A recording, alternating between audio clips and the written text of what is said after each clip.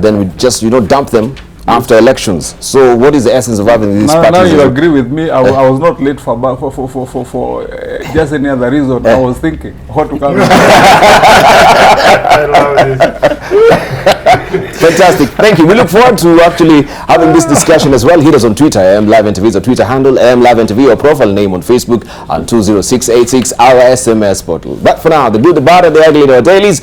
We begin with the Daily Nation. This is what you're waking up to today. Ministry clears the air on grade 3 test. Is a splash this morning. Today had been billed as D-Day, with teachers preparing children for exams. All about education. It's official. Learners will not sit any examination or receive individual scores after assessment. Neither will there be ranking of schools based on performance monitoring exercises. This you have full report on page 4 of the Daily Nation this morning. Areas to be assessed here as well. English language activities. Focus will be on listening, speaking, reading and writing skills. Mathematical activities to determine learners' ability to apply problem solving, creativity and digital literacy skills using activities in numbers, measurement and geometry. Also integrated learning areas incorporates environmental activities, hygiene and nutrition activities, Kiswahili language activities, Kenyan Sign Language, movement, that is physical exercise, and creative activities and religious activities as well. As I've mentioned, you can follow the story on page 4 of the Daily Nation this morning. Also, Ruto lines up troops to counter BBI is another story you need to follow. Also on the front page of the Daily Nation, battle lines have been drawn in Western Kenya between opposition leader Raila Odinga and Deputy President William Ruto's troops ahead of the publication of the Building Bridges Initiative report, which is near completion. The recent tours and rallies in the region have seen allies of the DP vow to trash any debate about a referendum seeking to water down devolution. The Raila-led team has, however, maintained that the BBI offers a clear path to rescue Kenya. The story is tucked away on page 5 of the Daily Nation today. Yet another hurdle for Mariga in Kibra race.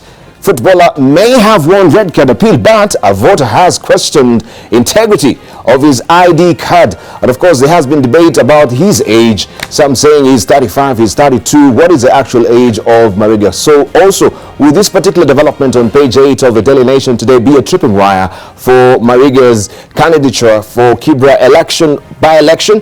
That is a story. You can actually find all the details on page 8 of the Daily Nation this morning. Why Remo hires pathologist, one more suspect charged. Widow makes a raft of demands ahead of postmortem exam today as Peter Karanja is charged over murder. And you can follow the story on page 6 of the Daily Nation today. Also, the zebra is spotted, very rare, more black, newly born zebra in the Mara. This is on page 3, right? They say this is sort of a defect, but it's looking beautiful there. You can follow the story on page 3 of the Daily Nation this morning. Let's see what we have on the front page of the Standard. This is your splash today. Why Remo? Free me to fight for my property, she says. Bail plea. Wife of slain businessman Top Cohen wants court to release on bail to allow her fight for a 400 million shillings house in Nairobi, among other properties. That is the story on page 6 of the Standard today, right? Maybe she should be mourning right now, but she wants actually to fight for this. This is a story you can follow on page 6 of the Standard today. Raila Party refines Kibra aspirants after sham elections. This is all about by-election. ODM hands each aspirant 250,000 shillings they had paid for nominations following revelations party officials orchestrated doctoring of the voters register. That is a story that is tucked away on page 9 of the Standard today. Let's see what we have on the front page of the Star, and this is your splash today. Kenyatta to skip Mariga's Kibra Jubilee campaign is a splash today. IBC clears former footballer as ODM prepares for contest. Mariga is being fronted by DP Ruto in candidature that has split party. I consider Wale there celebrating with Mariga there, right? It says, and of course, and the supporters after he was cleared yesterday to vie in Kibra. Bonnie, you can see your smile. You always say you look handsome, yeah? It is the ladies who say. It is the ladies who say. I've never said it. No, you said it when you had that editorial cartoon. So it is the ladies. This is what we have on the front page of the Star this morning. Let's see what we have on the front page of Taifa Leo as well. And this is what you're waking up to. Nita Bwaga ODM. This is what Mariga is saying. Baada ya kuruhusiwa jana kuwania, asema ana hakika atachaguliwa bunge wa Kibra. That is the story that you want to follow also on page 2 of Taifa Leo. Utata zaidi wakumba mtihani wa darasa la 3. That is what also you can follow on page 3 of Taifa Leo. Let's buckle down to business a bit, see what the Business Daily is holding for us.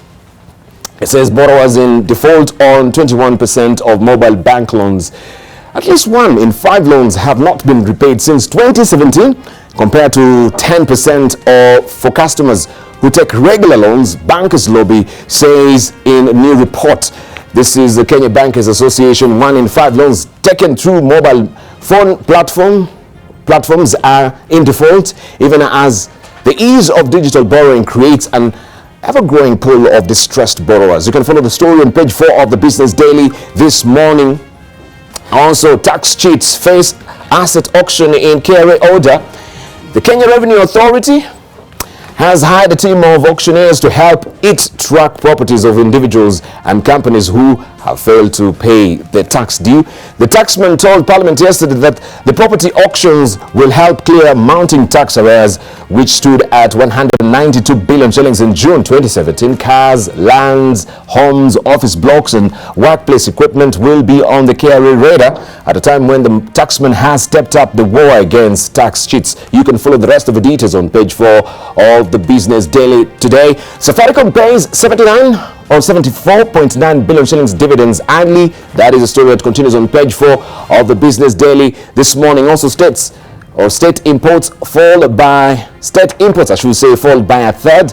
The story continues on page 6 of the Business Daily. 700 million shillings, that is today's digit, worth of assets Transcentury is selling to pay debt. And middle class, the rich top users of banking apps, higher income earners who make 50,000 shillings and above leading the use of banking apps in Kenya, according to a study by audit firm Deloitte. You can follow the story on page 7 of the Business Daily this morning. Why Kenya is trapped in debt. Kenya's tight fiscal situation means its borrowing streak may not end anytime soon amid pressure to service debt, finance development and settle wages. The story continues on page 12 and 13 of the Business Daily this morning. We cross borders now, head to Tanzania, pick up also the Citizen and see what it is headlining the front page of the Citizen. Massive pipes factory boosts industry drive. President John Pombe Magufuli officially opens a 120 billion shillings pipe factory in Dar es Salaam, said to be the largest and most advanced of its kind in Eastern and Central Africa, and praises the Tanzanian investors behind the Mammoth project. The story continues on page 2 of the Citizen this morning. Woman held over murder of son who was 5. The story continues on page 5 of the Citizen today. You can see a related picture there of the pipe industry company limited. Also, why public sector workers are in a rush for retirement. You can find all the details on page 2 of the Citizen in Tanzania. Mwananchi also still in Tanzania. Kikokoto cha mafao chaibua mambo mapya, that is a splash. You can follow the story on page 2 of Mwananchi. In Uganda, we have the Daily Monitor. This is what you have as a splash today. Nangirinya killing, police reveal new accounts. That is what we have as a splash today. It's all about investigation which is ongoing. Police are hunting 2 more suspects in connection with the murder of Maria Nagiranya and her driver Ronald Kitayimbwa. The story continues on page 4 of the Daily Monitor in Uganda. Also, Uganda and Rwanda agreed to exchange fugitives, and you can see a related picture here. This is a delegation from Uganda led by Foreign Affairs Minister Sam Kutesa, and the Rwandan team led by State Minister for Foreign Affairs Oliver Nduguhirehe, after meeting in Kigali, Rwanda yesterday. The 2 countries have agreed to fast-track a treaty on extradition, and you can follow the story on page 3 of the Daily Monitor in Uganda this morning. Let's head over now to Rwanda, pick up also the New Times. Rwanda demands release of citizen detained in Uganda. The same story, different headline here in the New Times. Also, it it continues on page 4 of the New Times. And Kagame hosts East African Business Council. And here are the delegates. President Paul Kagame and members of East African Business Council, as well as other officials at Village Urugwiro yesterday. During the meeting, the business leaders outlined the challenges that still hold back trade and integration. You can read the rest of the details on page 5 of the New Times this morning. Also, electricity body on the spot for breach of procurement rules. That is a story you can follow on page 3 of the New Times in Rwanda. Have you picked your copy of the East African this week? This is what it is holding for us. I'm trying to pick it up quickly for you to see what it is holding for us as well. The East African. This week is all about equity, KCB buyouts, the rise of 15 billion shillings banking giants, flurry of mergers and takeovers, fuel race between two regions' biggest lenders buy assets. That is a story you want to follow here on the front page of the East African this week. Full report is tucked away on page 4 of the East African. Also, Africa open borders reprieve. 32 countries get 13-year window to scrap import tariffs in Africa Continental Free Trade Area deal.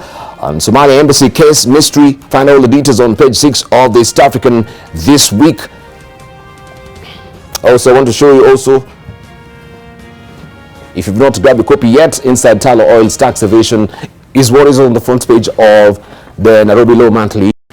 Also, the same story is on the front page of the Nairobi Business Monthly as well. Did Talo import its tax dodging tendencies to Kenya? That is a probing question. You can follow the full report inside the latest copy of the Nairobi Business Monthly in September. Let's see what we have also as editorial cartoons as well. And this is what we have on the front page, on the editorial page of the Standard. And this is what has been drawn today by, okay, we have a Stano first. And this is what we were talking about, Bone Kalwale. When you look at this picture, does it make you happy? And where that smile that you had on the front page of a Star? Does it make me happy? Does it? Yeah, it's a nice photograph. But you can see it's coming at a good time now when we have VAR.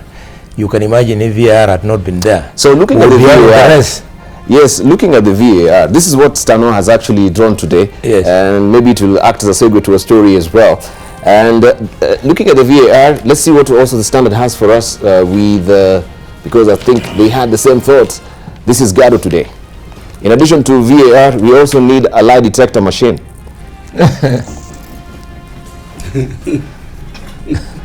But the question is, and I think you will help us to understand today, how can IBC be toing and froing on the issue of, they give this particular statement this week, the next week is another story altogether.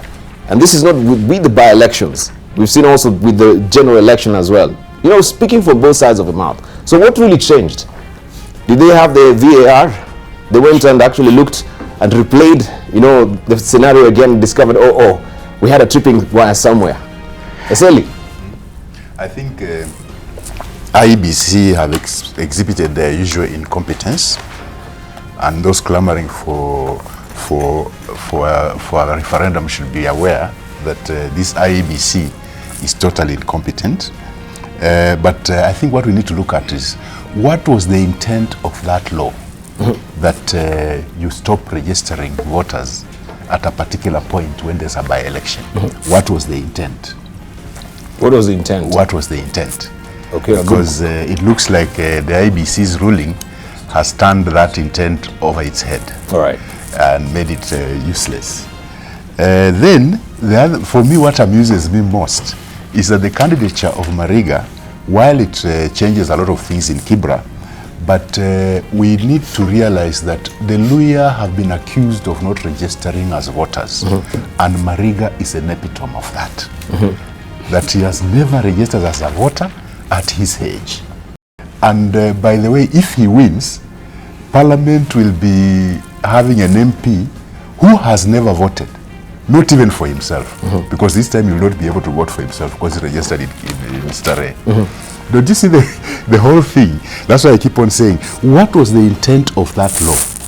That when a seat is declared vacant, registration of voters in that particular jurisdiction stops. What was the intent of that law?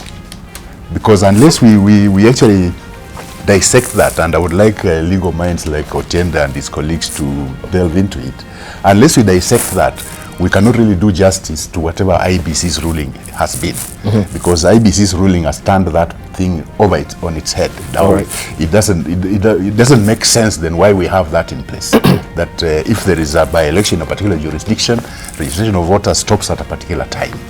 It has completely been muddied, and I think that's expected from IBC. IBC likes muddying the waters all the time through their incompetence. As for Mariga's candidature, I think it's good he tests the political scene and sees how it pans out. Yeah. All right. Let's hear from Mutene Molo. Well, could we have that the first? The one from Stano. The people you wanted us to comment on it. Please, yes. There we go.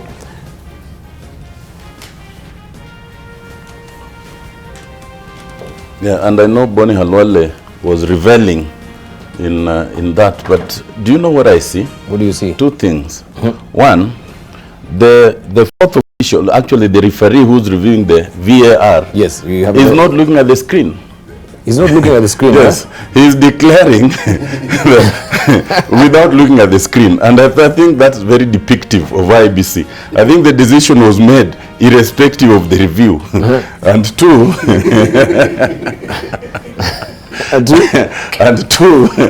I like the choice of colors. You know, of course, Mariga is wearing the traditional Jubilee colors of red and yellow, and the referee is wearing the yellow in the Jubilee. Those are my comments on that. Let me show you another one, which is in the editorial page of the Daily Nation today. Yeah, there you go. And maybe if you can root for Bonnie Halwale to see this on the big screen as well, right? Who is the nanny there, right? The nanny, yeah, yes, is Bonnie Halwale. Bonnie, how do you like yourself there?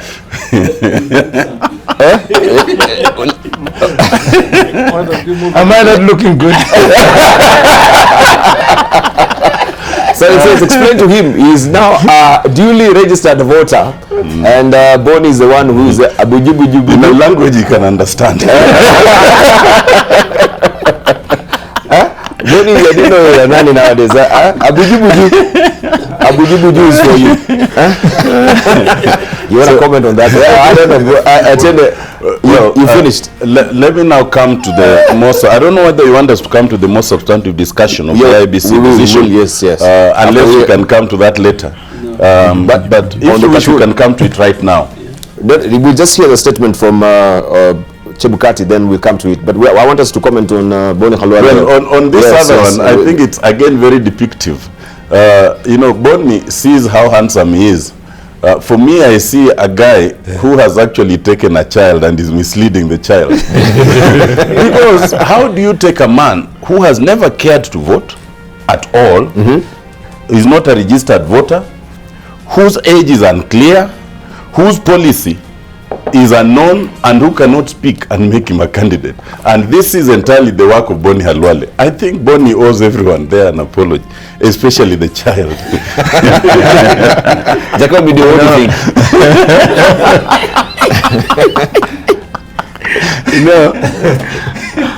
I am very impressed by Otiende's interpretation. I couldn't do it any better, except I thought he would say in the misleading, the wheels of the cart, of the, what do you call it? It's a trump, huh? Yeah. See where they're facing. the wheels are not actually going to IBC. It is Bonnie who has brought the instructions. Bonnie in trouble. He was not even let to go into the door with the child. Bonnie, before you bring trouble, he has been cleared. Bonnie, this is a hard sell. But let's hear from Kimono Matangi. Because he's been thinking about this before he walked into the studio. Deeply. I had not thought about this, and you've done well anyway to bring it. My first curiosity, if you look at Boni's posture and lips, you know, my first curiosity was, looks like he's intending to kiss IABC. you can see that he has projected. So, and you know, the way he's holding the, you know, the bottle there, you're also not sure whether he's not been feeding on it. But well, it's an interesting one. Boni has played a major role in the whole of this push to have Mariga participate in the elections, and so now that we have it, and Boni, the child yesterday, metamorphosized so quickly, because from being pushed a few days ago in the Acrado, now he's scoring goals. He's scoring, That's an absolutely phenomenal growth, but let's see how it goes out. All right, fantastic. Right, let's just listen into what the IBC chairman had to say as well. Kile kitu inaanza vibaya inaisha vizuri. Kwa hivyo niko 100% tarehe 7 Novemba itakuwa mzuri sana. The complainant is duly registered as a voter. B, the respondent's decision of 10 September 2019 declining the nomination of the complainant on account that he was not registered as a voter is hereby set aside. The Commission has looked at the acknowledgement slip which the Deputy Registration Officer confirmed to be authentic. In addition, the committee looked at the complainant's details in the BVR kit and was satisfied that the elector's number on the acknowledgement slip and as shown in the BVR kit matches. So did IBC really jump to the gun when they declared that Mariga is not eligible, is not an eligible voter because he had not really registered? So what really changed, you know, over the week? Did they do the due diligence afterwards, after they made that particular pronouncement? We just want to hear from our panelists this morning, and also there's someone also who is going to give another tripping wire as far as his candidature is concerned. But let's just begin with Otena Molo on this. Did they really jump the gun? We can see, yes. They did not jump the gun, because in fairness, the law provides for that kind of process. The law provides that the returning officer will make the determination in terms of eligibility. And the law provides, and is founded in the Constitution, that if there's any issue in relation to that, then you can appeal to the IBC, which constitutes itself into a tribunal. And that actually draws from Article 88, 4E of the Constitution. However, I have said this before, and only 2 weeks ago, we were in a meeting with the IBC commissioners and others and made this submission again, that Article 88 does two things for IBC. First, in 88.4D, it mandates IBC to regulate the process of nomination of candidates by political parties. Then in E, it empowers IB to settle electoral disputes. At the time we made that provision, there were no established mechanisms, even within the parties, for settling disputes. Subsequently, Parliament in its wisdom did two things. One, it provided that each party must have an internal dispute resolution mechanism, some sort of tribunal. Yes. And each party now does, even the Jubilee does. Secondly, it then provided for the political parties tribunal, which also has a mandate that is comparable. Yes. So what we have now is a situation where, arising from a party nomination, you actually have 4 levels. You have the internal party mechanism, you have the political parties tribunal, you have the IBC, and then you have the High Court. That is untidy.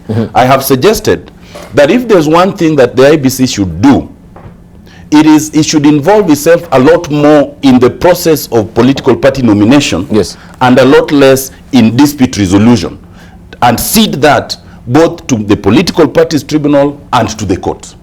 So that's on that first one. But on the second, I think that the decision by the IBC was completely wrong on so many fronts. And I cannot explain them sufficiently. Let me just take a few. One, as Dr. Seli was explaining, every law must have a purpose. So when Section 5 of the Elections Act says that once a declaration of a vacancy is declared, you can then not register in that constituency, the purpose is to tidy that ground. And therefore, what the IBC did was to say in Section 5, it stops registration in that very constituency, but as a voter. But you can register as a candidate anywhere else. That is outrageous. Not only does it defeat the purpose of that section, it actually defeats the very right that is captured in Article 38. Look at it this way.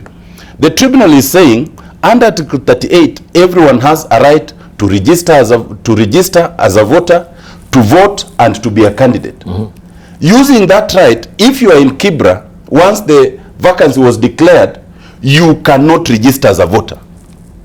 And therefore, if you registered now, you cannot vote.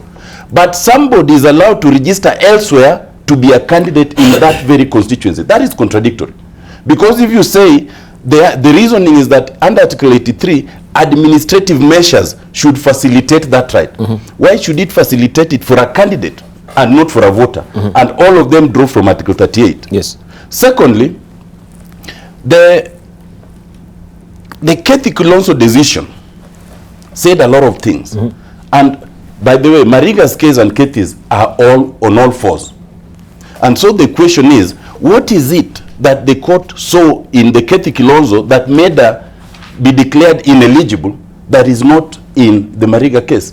What I would have thought is that they would have gone out of their way to demonstrate the distinction. All that they say is that the Kethi Kilonzo decision applied the law as it then was. They don't say which part of the law was there then, which is not there now. And quite honestly, there's nothing, except that right now we added the idea of the electronic voter register. And that does not change the law. Thirdly, it's very interesting. Section 4 of the IBC Act requires, let me talk about the register. First, it says you must be in the current register. Okay, current register. For the IBC to make that decision, they needed at some point in those 20 pages to show us in which register does Mariga's name appear. Do you know that is not addressed anywhere? Under Section 4, they could only do two things. They could show in which register it appears, and under Section 4, the register can only be of the polling station, of the ward, of the constituency, of the county, or of persons outside Kenya. They did not bother to tell us in which of these categories does Mariga's name appear. Then they say that it is possible that the returning officer could have missed Mariga's name in the KIMS kit because of the difficulties of transmission. That's fair. But then they should now have told us that they have now checked some particular KIMS kit and they have found his name. They don't address that anywhere. So the bottom line is, they nullify the decision of the registrar, of the returning officer, but they do not establish anywhere that Mariga's name appears in the register, except to say that he has a slip that shows that he had applied. So let me talk about that slip. In the Kethi Kilonzo decision, the court properly said that merely having a slip is not evidence that you are registered. And that is the proper way. The reason is, you know, that slip shows you have applied to be a voter. It does not automatically make you a voter. Yes. You could be a non-Kenyan who has come with a fake ID, and then you have applied and you have that slip. Once they discover that you are non-Kenyan, they will strike off your name. The IBC itself has always told us there's such a thing as cleaning the register. Cleaning the register actually means you are going through the register, you are verifying things to determine whether these persons are properly registered or not. That slip is evidence of application. It is not evidence of entitlement to vote. I think that they got it wrong in so many ways, including the question of age. Yes. You know, they admitted somebody called Conchela, who came with all sorts of issues, including the discrepancies in Mariga's age. Yes. And then the IBC said, we are not going to examine other incidental issues because those ones are for another forum. We will only focus on the original issue. But come to think of it, if he presented an ID, which is what he said to have been presented, which has now been questioned as to whether it was fraudulent or not, then it is part of what the IBC must establish. So I think that all this, the IBC got it wrong in so many ways, and I would not be surprised if somebody takes a fair opportunity to examine it. Having said that though, for us, I think it is okay. It is actually a good opportunity, because had Mariga been locked out completely, they would be crying foul. Now it is the time that we will demonstrate to Dr. Boni Halwele and the others that you don't just adopt children without prior considerations. All right, let's inform. Do you think also the about turn of IBC, there could be a clammy finger or clammy hands from the executive? I think, IBC is supposed to be independent, but has never been independent. That one all Kenyans are aware of. But this particular decision of IBC has actually muddied the political waters. In fact, it has lowered the bar. My question is, do you think actually there is the underbelly or the clammy fingers of the executive on this? Well, do you think they're independent? You say they're not independent. They've never been independent. I think I was answering you and I said they've never been independent. So for me, their decision is not surprising, because they've never been independent. And what pains me most is that they're supposed to be policing the election space. But right now they have lowered the bar on integrity of the candidates, because this is an issue of integrity. Because if you take a law that says voter registration will stop at this particular time in a particular jurisdiction, then you go and register elsewhere and insist that now I'm a registered voter, I should be able to stand there. You are actually breaking that law. That means your integrity is questionable.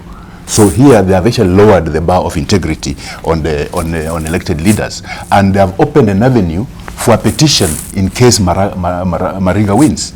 That's what they have done. They have actually opened that door, which is very unfortunate, because these are supposed to be the people policing elections in Kenya. It's not a question of whether he was registered or not. It's a question of when was he registered. It's not a question of whether he was registered or not. It's a question of when was he registered.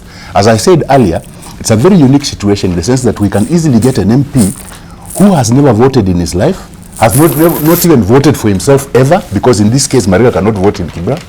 So we'll get a very unique situation that somebody is going to go to parliament who has never voted and has never voted even for himself, because that's the situation we are facing now, which is very interesting. And I think IEBC has failed flat in its duty to actually police the election space. They have actually fallen flat. In fact, they have messed it up completely. And I have always said that this particular IEBC, I think there's something terribly wrong with it. It is not independent, so that I should be dropped from its from its acronym IEBC. We should drop the I, because they are not. All right. Yeah. Okay. Let's hear from Jacob Dio. This is quite an interesting conversation. That IEBC is not credible. There's no question. I don't even think we need to treat Kenyans to it anymore. That has always been there. However, beginning from where Eseli Daktari has left, yes, the reason why you're allowed to stand or contest in a constituency which other than where you registered, it's a very good reason. Suppose you lived in New Zealand and you're a registered voter and you want to become the MP for Ariada. Is it that you cannot register in the Kenyan embassy in New Zealand? It is just that obvious. The reason is actually is to sanitize the process. That particular section of the law is meant, the closing of the register is meant for them to produce a final voter register as a checklist. You know, we are dealing with semantics. The reason why people vote is not that process. It is the right which is enshrined in Article 83 of the Constitution. And Mariga qualifies. All these semantics we are treating ourselves to are absurd. You know, if you go the legalistic way, you end up with a scenario which took us to the Bangalore elections of 2017. And I know there are many people who don't like me, particularly in the ODM, because when Orengo Kiraitu law came to Parliament, it came on a Thursday. They said you would bear me witness, and even Boni was in the Senate, Wamatangi was in the Senate. I said it is a bad law that will lead us to bloodshed. I was actually chastised. I was chided. They said all kinds of things about me. They said, you have been bought by Jubilee, you have done this. I said, read this thing. You are leading Kenya into chaos. The law is untidy. But what we must tell Kenyans, you know, what goes around comes around. The decision Chebukati was reading yesterday was not his decision. This was a court process. And it is Mariga who went to court. He would never have gone to court to say that I have two IDs. He went to court to say my right is being violated. And I had an argument with some other people last week, and I told them what the result was going to be. And that is the way it came out, because there is no way an elaborate law like what is in section 83 of our constitution, it's very elaborate, can be superseded by an act of parliament. It is not right. It may not be, but Debarl, let me say this. Do you know there are many countries on earth where you go, you produce your ID, and you register, then you vote. This legalistic process, we must get it out of our electoral process. I have said here on this show that the courts have no business in electioneering, except we leave the big ones for the Supreme Court. We should. But this other one, the court system is corrupt, first of all. I can tell you what I've been treated to. You know, when I was rigged out in game, I came with the proof from the polling stations all over Siaya.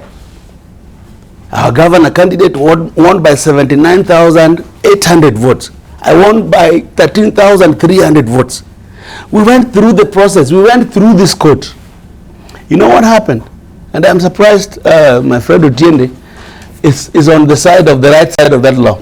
You know, at the end of the process, they took the certificate which was given to me by court, they tore it and issued another one. Another one. Now the candidate was awarded the certificate on the basis that using a section of election regulation in ODM then that said that the party can give direct certificate. So why this process is not neat. It is not neat to all Kenyans. I would prefer a situation and a scenario where Mariga goes to Kibra. He tells Kibra what can he do. How good enough is it for the people? Is it for the people of Kibra? Now the electioneering, we are not even in Kibra. Now we are talking in anniversary towers. We are electing a leader for Kibra people in anniversary towers. I do not think in the 21st century we cannot surmount that challenge. The IEBC is not neat. The process that we use to choose our leaders is corrupt. It is primitive. It is not something that we can fail to make neat. Thank you. All right, let's hear from Boni Halwale. I think Kenyans are very surprised this morning because on this panel,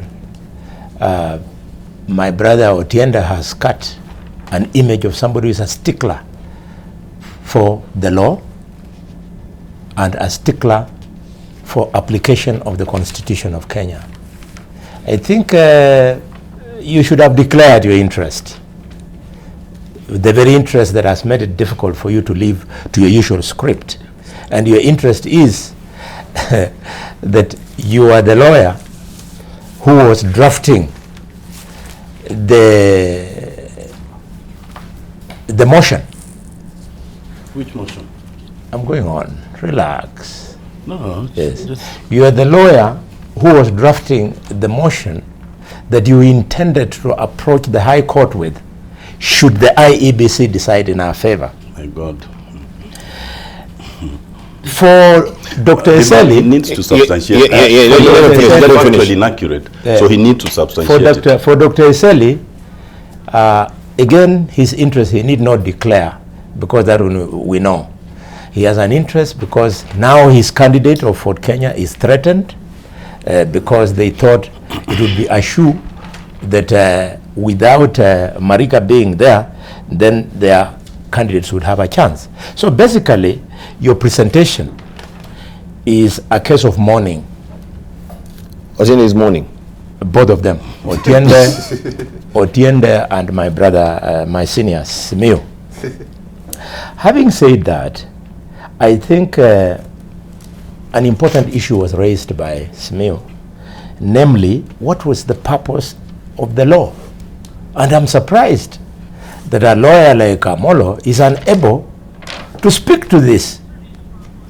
The spirit of that law, of stopping registration of new voters in an electoral area where there is a by-election for 60 days, it was simply to stop flooding of that electoral area with voters who then get registered with already a preconceived mind that they are registering to go and vote for a specific candidate. Yes. That was in that area. Now, according to the law, which Amolo understands very well, this electoral law, it does not stop anybody from registering in an area outside the declared gazetted electoral area. Mariga registered in Starehe. There is no by-election in Starehe. That is completely lawful and it is completely constitutional. What would have been wrong is if the IEBC had made two pronouncements. Yes. One, that they are allowing Mariga to go and vote in Kibra. That would have been unconstitutional. But to recognize that he's registered was actually constitutional. But they have not allowed him to go and vote.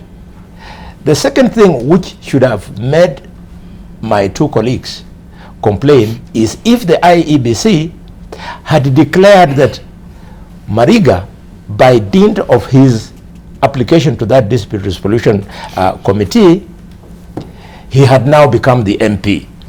For God's sake, IEBC has only allowed Mariga to compete in Kibra. They have not announced him as a candidate. So it's up to my morning Otiende and morning Simiu to go and up their game to ensure that their candidates beat Mariga. The last thing that I want to speak to is the issue of Keti. I think, Otiende, again, you should guide us. You are the best placed person on this panel to actually expound what IEBC meant in its deliberation, that the law has changed. And indeed it has changed. I happen to have sat on the special committee, joint committee of parliament, which was co-chaired by Orengo and Kreitu, where we actually made extensive amendments to the electoral law. The electoral law we were amending was the one that was used around about 2013, 2014 on the matter of Kethi Kilonzo. But we have since amended it. It's a totally different law. Thank you. For information, a law, even when you change a comma or you change a full stop, a law changes completely. So the fact that those elaborate amendments were made, thank you, it changes the case of Kethi Kilonzo completely. Right, let's say from Kimani Matangi. Yes, Debarl, I think my comments will be that you see, at face value, Debarl, and from what the basic provisions of the law are, if you want to contest for a parliamentary or any position for that matter, be it a governor, other than the aspect of having a degree, but the basic requirements are simple and known. You need to have a voter's card, be a registered voter for that matter, have an ID card clear with the reference bureau, and so on. And as far as those requirements are concerned, absolutely, IBC is right in having declared that Mariga can run at face value on the requirement of those aspects. The question I would be asking Debarl is this, and this is specifically now on the role and the part that IBC has played and continues to play in our electioneering.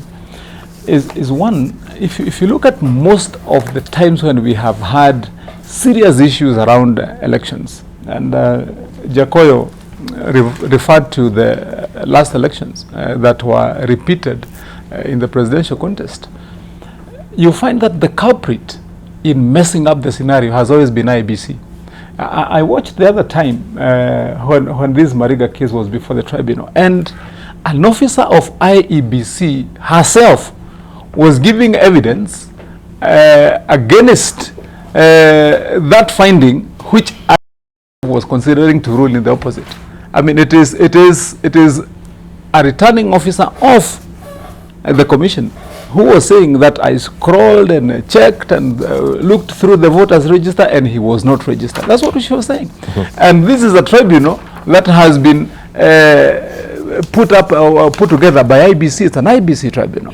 And then at the end of the day, then the chairperson of IBC himself now comes and makes a ruling that is contrary to what his officer is saying. And the question one would want to be asking IBC is, for how long are they going to continue to be then a house that's in a mess? At the end of the day, for every other purpose, if you look at this by-election, it doesn't matter who wins. If Mariga wins, if the other young man, Brian, if he wins, still at the end of this process, there will still be questions. If Mariga won, you heard about his age being questioned here, and it's been there in the news. Was the process right? Those questions will still remain. How many times have we in this panel, in our discussion, how many times have you heard Jacoyo repeating what he almost repeated this morning, that the elections in the presidential contest, although he knows that there exists a Supreme Court ruling, are not fair? I mean, you create a scenario whereby that cloud still hangs on people's mind, other than being the facilitator. And this is what I would want to say seriously to IBC, because I think that they're really messing our elections. If Mariga was clearly a registered voter, he had all the requirements. What was so difficult about the officer contacting the head office and saying, this is the kind of situation I have? Mariga has come here, he's got a slip, he wants to be registered, I can't find his name, what is the way forward? Then they look at their records and say, clear him. Why first take the country and the people of Kibra through this circus at the end of the day only to make that decision? And what I would be saying is, I think we have a lot of work to do around the IBC, in my view, because first, we know there are only 3 commissioners sitting right now.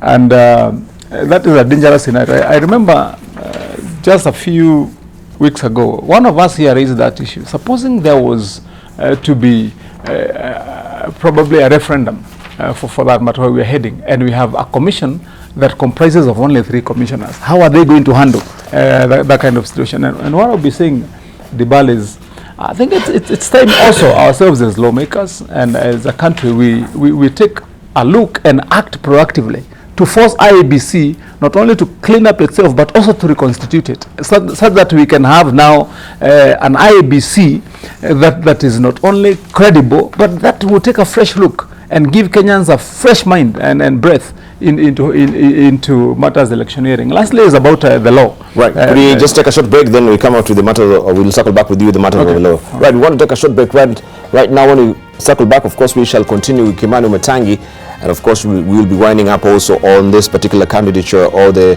Kibra by-election that is on the other side of the break. We want to look at what is happening also with the party politics. ODM is reloading, and also Jubilee Party as well. The Tanga faction is asking the president to convene a parliamentary group very soon to address some of the issues that is within that particular party, that is the widening chasm that is within the Jubilee Party as well. And we shall be discussing also the Mudavadi factor. Does the rift in Jubilee present him a chink in the armor for him actually to pave through? So that is another probing question that we'll be asking your panelists as well. Don't go away. Much more coming up on the other side of the break.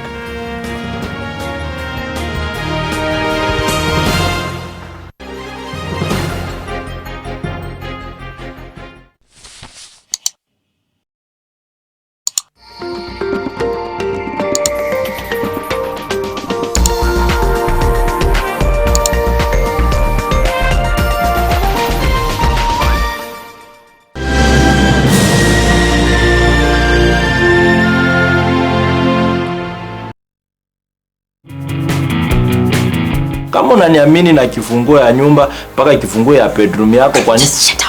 Unajua if my the one who cleans my bedroom atafurahia. Hapa ni Nairobi my friend, ile nitile ujinga ulikuwa unaniletea Kisii. But my mommy says lying is not good. Umeacha ule watu ndio wako pale. Mimi ndo unanikujia peke yangu hapa. Wametumwa na makatelo wananifuata kila mahali. Unataka ninywe hizi dread juu ya heartbreak? Unaziona na wewe, si ndio? Ni rahisi kunijua, si ngumu. Just link on my bio. Mimi nataka kutoshana na wewe. Bulldozer. Shifira, I am proportional. Your circumference. Get the difference. Yeah, let's give it a try. Welcome to Turkana University College. Turkana University is a center of research, innovation, and technological development. Apply now for our January, May, and September intakes. Turkana University, the cradle of knowledge. In your paper this week, Equity KCB buyouts, the making of $15 billion East African banking giants. Detention at Somalia embassy. Row between contractors and consulate strains frayed diplomatic relations between Nairobi and Mogadishu. Zimbabwe after Mugabe. Does Hassan Mnangagwa have any solution to revive the ailing economy? Africa's free trade dream. 32 least developed countries get tariffs reprieve. Plus our opinion leaders. Every drop counts. Blood donation costs nothing but could save a life. By Filana Mugienyi. Climate change tragedy. As politicians biker, countries grapple with the reality of a worsening crisis. By James Griffiths. From Liberia with history. Narrative lays bare the horrors of transatlantic trade. For this and more, grab your copy today. For East African, understanding the region. Go get the stove. Ni kama haiko. What? Kapatia mtu wa marimari akatu exchange na pegs. My mini-me on his new bike. #goals. #child support. Feet is flying. Watoa tax wapate nimengoa mlango. Nikasafisha kila kitu kwa keja. Sipaida wewe na kutambua. I need more money for Liam's upkeep. That 50,000 is not enough. Yes. Season 4.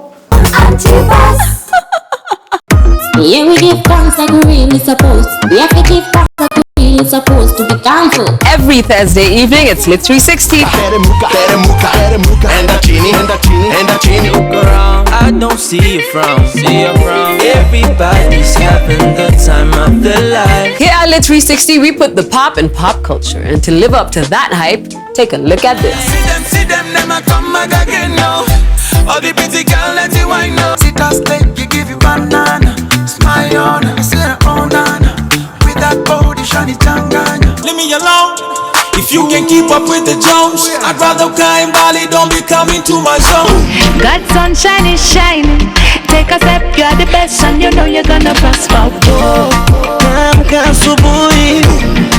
Is this a Nigerian dish that we're cooking? No, well, this is not a Nigerian dish. This is an MKO's dish. I taught myself how to cook.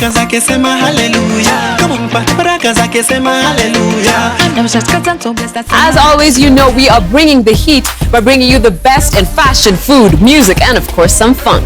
This is Lit 360, and it's about to go down. Wewe ni mbaya, umenidanganya. Wewe ni mbaya, umenidanganya. Mbona ukanicheka, mbona ukanicheza.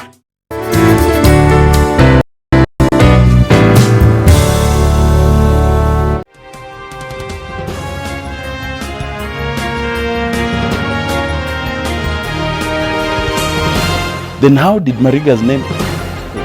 Right, welcome back. You're watching People and Politics here on Live, and the debate continues apace.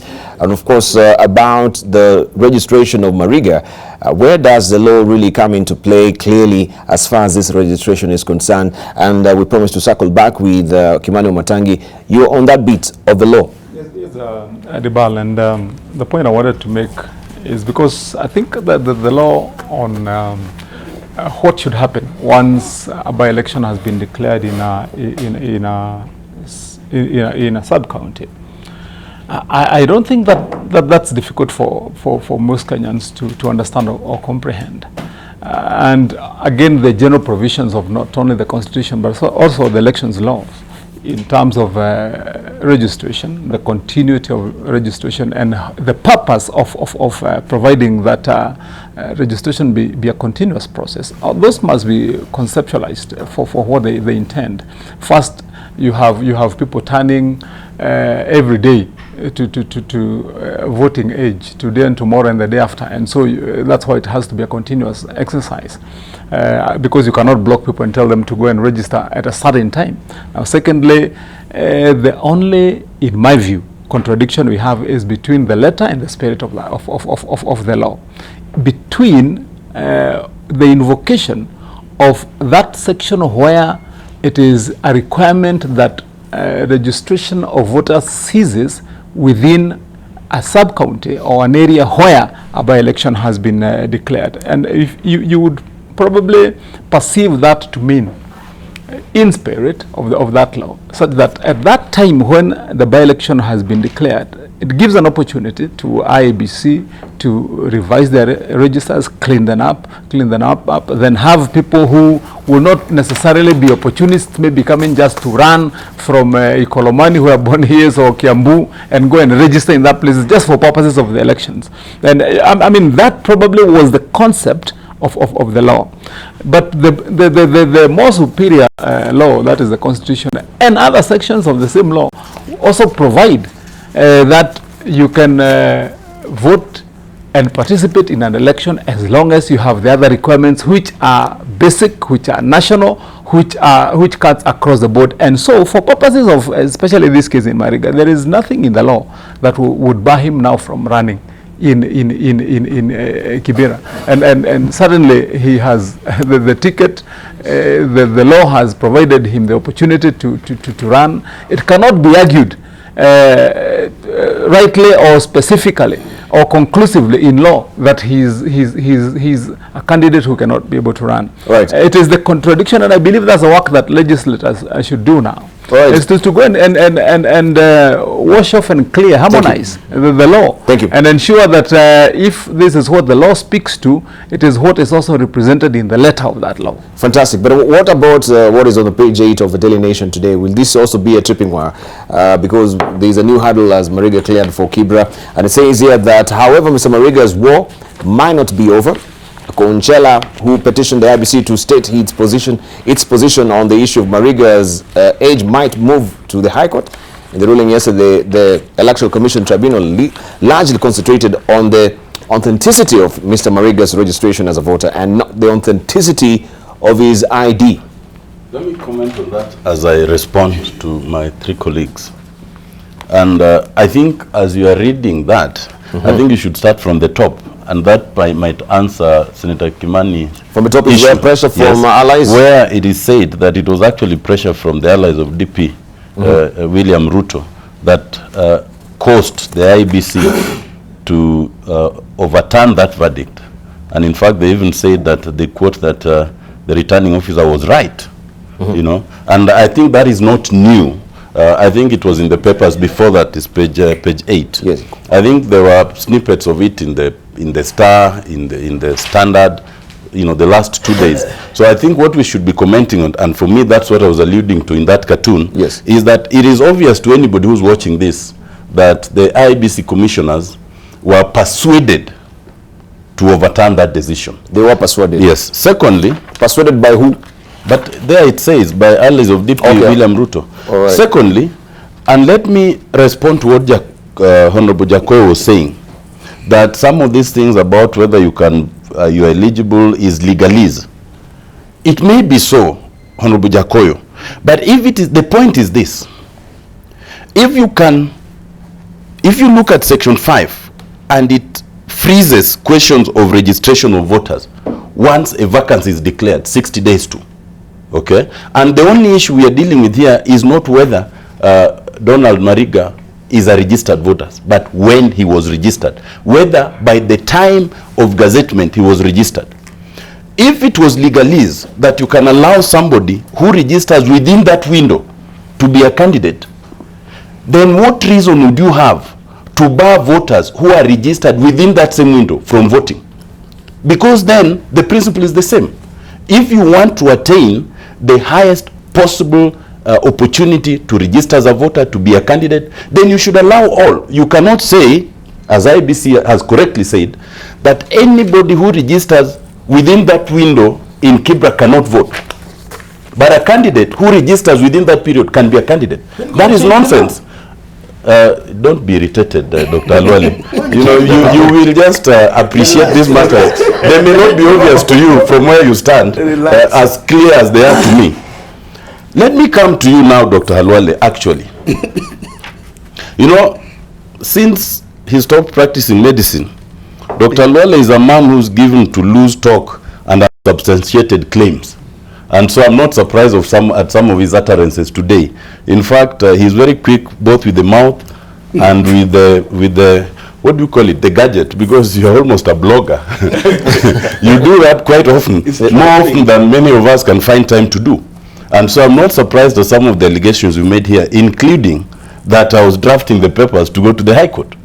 First of all, I raised 4 issues, and I'm coming back to them. Dr. Alwale did not respond to a single of those legal issues. Instead, he chooses to attack my person on some imaginary issues, which we will deal with. And, you know, Dr. Alwale, you know, first of all, we were not parties. And you know that if I'm a lawyer in a matter, how seriously I take matters, I would not hide behind shadows. And in fact, if I was in that matter, I think you know as well as I do that you'd have lost. Secondly, by now you would know, but perhaps you've not had the opportunity to be my client, that at my stage, I don't draft court papers.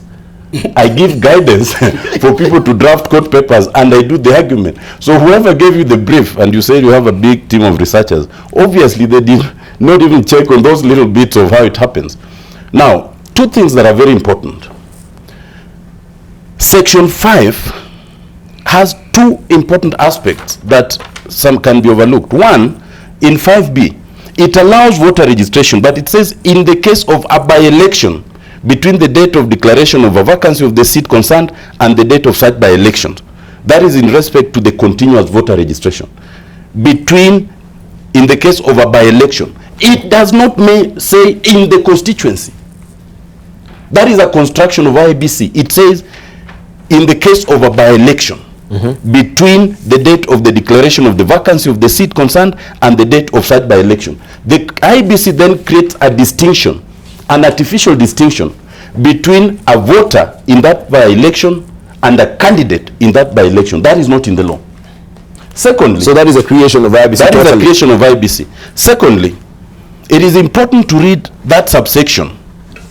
It starts by saying registration of voters and revision of the register of voters under this act shall be carried out at all times except, which means it deals with 2 things: the question of registration of the voter and the question of revision of the register of voters. Now, the section that deals with the register of voters is section 4, as I talked to you about earlier. That section has register only for polling station, for ward, for constituency, for county, and those in the diaspora.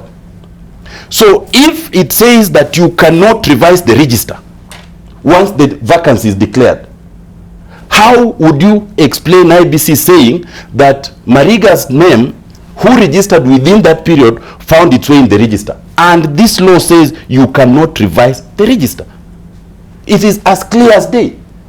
Once you cannot revise the register, then your name cannot be found in the register, whether it is the electronic register or whether it's the hard copy register. And if somebody says your name is in the register, they must come to section 4 and say, is it in the polling station? Is it in the ward? Is it in the constituency, in the county, or in the diaspora? Right. Lastly, Dr. Alwale then says that I should be explaining the Keti decision how the law has changed. That was my exact point. I am Otiende Mola, not the IBC. Why should I explain their decision? My point was that if they were serious about this decision, and if they were saying that the law has since changed, since the Keti Kalonzo decision, they should demonstrate how it has changed in their decision. They haven't, because the law has not changed on that issue. So it's not my business to explain. Right. It is my business to critique it. Thank you. I think 2 points that must be made. 2 things, very, very important. Could you hold on this other issue? Then I finish. We'll come back to you. 2 things, only 2 quick things. Let us agree that in terms of registration of a voter, in terms of being a candidate, 2 things must be satisfied. 1, you need valid identification document. And asking on the authenticity of your identification document is not academic. It is part of the inquiry that IEBC should undertake. 2, you need to have been registered as a voter and appear in the current register. On both those issues, Mariga would fail. So the law is very clear, according to Otiende Molo and the constitution that actually is given us this morning. So are we operating, if Mariga really goes actually to ballot, so will he be actually on the spawning ground of illegality? I think as it is right now? I said that earlier. I said that IEBC has lowered the bar further on the integrity of... No, on this particular issue. We know that particular issue. Yes. That's what I'm talking on this particular issue, because what they have done, they have ruled based on the letter of the law, but not the spirit. Because just I agree with Boni Khalwale, they stop registration of voters in a particular constituency so that you don't import voters to vote for a particular candidate. The same way, the same reason is also to stop carpetbaggers from registering elsewhere and coming to run for elections in that constituency. It cuts both ways, but they left that out. Because they, according to Halwale, it should have been written in black and white. But all laws are not necessarily written in that way. So you look at the letter of the law and the spirit. What was the intent of that particular law? What they intend to achieve? Because this is a question of allowing that when there's a by-election somewhere, then people can rush and register in different constituencies and go and run for elections in that constituency. Then we'll be defeating the whole purpose. It cannot be that it only applies to the voters alone. It also applies to the candidates. And I think, for me, for the whole of it is, I look at it as very interesting, and I said this before, that Parliament is on the verge of perhaps getting an MP who has never voted even for himself. Because this coming election, Mariga cannot even vote for himself. Because if we agree that his registration is valid, then he's registered in Stare, so he can't vote for himself. It's a very queer situation, and it's IEBC that has caused it. All right. So there's also the issue that is coming to the fore about trust and the integrity of IEBC as well. Even we're just some few years shy now to the general election as it is. We're still waiting also for the BBI. We don't know if that will also maybe instigate or maybe also suggest that we should have an overhaul of the IEBC. But for how long will we be doing this? It will be like a vicious cycle. We are seeking IEBC to be recycled or maybe reconstituted again as it was before. Jacob Dio, trust IEBC, do they hang together? They never had any trust. So let us not begin trusting IEBC on NTV. IEBC has not even, we were even ordered by the highest court of the land to open the server. They have refused until today. And so I don't know where Wamatangi gets his imagination that there are elections. You know, a body that is charged with that responsibility should do its duty in a very sacrosanct way. And if a body that can disobey Supreme Court does not deserve to exist. However, I think for very bad reasons, somebody insists that a commission that should have, I think, 9 commissioners is having only 3. And life is moving on, and it's conducting several elections. It has done Ugenya, Embakasi, and all that. So, but I want to make a point that we need to take lawyers away from our political system. beginning with Otiende. Because I have seen what they have done. I know, I have too much information around me, having been a member of parliament for 15 years, and I know it when it stinks. I said here that this law Otiende keeps referring to, when it came from Windsor, I read it. It's a bad law. So you cannot use a bad law, which IBC is struggling. IBC, in all its badness, is trying to clean it. This Kibra vacancy, IBC gazetted the date by which nobody can register, and it is complete. And the reason, Dr. Eseli, is because when you go to vote, they need a register which is complete.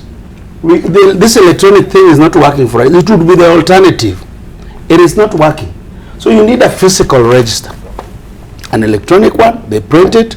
If you go to every polling station, they use it for checks and balances. It is because of the law not being met that IBC went and gazetted that on such a date in the constituency of Kibra, and not in this one where Mariga registered. So Mariga, having been properly advised and is a desirous Kenyan, or is desiring to run in Kibra, went and registered there. He broke no law at all. No law whatsoever. The other reason why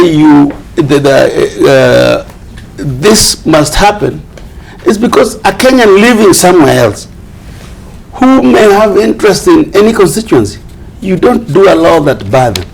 The other reason is that because the law says there shall be continuous voter registration except in that particular constituency of interest, or election or by-election, is because you don't stop everything else because of one section of the country. So there's nothing wrong with the law, but I want to plead with my brother Otiende that don't read a bad law and not read it together with the Constitution. The Constitution, it is none of Mariga's business. Even this thing about ID that you expect IBC to check. If he has a fake ID, what is the role of DCI? What is the role of the police? Why are you overloading IBC with things which don't make sense? Right, thank you. Yeah. We need to bring it to a close. Let's hear from Boni Halole briefly, and Kimani Matangi, bring it to a close, move on to other subjects. Briefly. It is not in doubt that Amolo has a very good understanding of the law. But Amolo, I beg you, it's not enough to have a good understanding of the law. You must also have respect for that law. Apparently this morning, you're not doing that, because the failures of the IEBC cannot be visited on Mariga. If IEBC failed in ensuring that the registration that took place in Starehe had been uploaded to the National Register so that it could be spotted by the returning officer the day we were there, it is not Mariga's mistake. I can assure you that I am not a greenhorn in politics. We did a mock check to confirm that Mariga was in the register before we went to the returning officer, and we found that indeed in the Kims of Starehe, where he was registered, he is there. So we were expecting that the IEBC had uploaded that information onto the National Register. They had failed.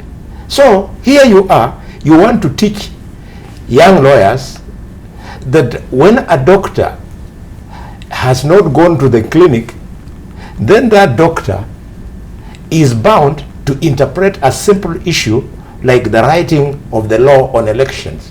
For information, I have been a lawmaker longer than you. You are a lawyer, but you have been making law for only the last 6 months. Yakoya and I, we have been making those laws for over 15 years. We have the experience. The last thing I want to make is I want to ask Kenyans. Supposing Mariga was a Turkana, would he be going through these tribulations? Unfortunately, it is shameful that because the competitors of Mariga want to premise their campaign and the likely win on ethnic profiling of the constituency. That's why upon discovering that Mariga comes from a populous ethnic group, they want to do everything possible to frustrate him. I want to urge you, especially Amolo, Diende, and Eseli, move out of that old thinking of Who is ethnicizing it? Someone who is doing it now. Who is ethnicizing it now? How can you ethnize it and blame us? I want you to stop profiling Mariga just because he comes from a community that has got numbers. But you need to substitute. How is he profiled? How have we profiled him? They are profiled in this way. He is which tribe, by the way? I'm saying, if he was a Turkana, for example, registration is not profiled. No. So if he was how will it change the dynamics? Yes, relax. If he was not, now let me change it the other way. If he was not from a populous ethnic community, he would not be being subjected to what is being subjected to now.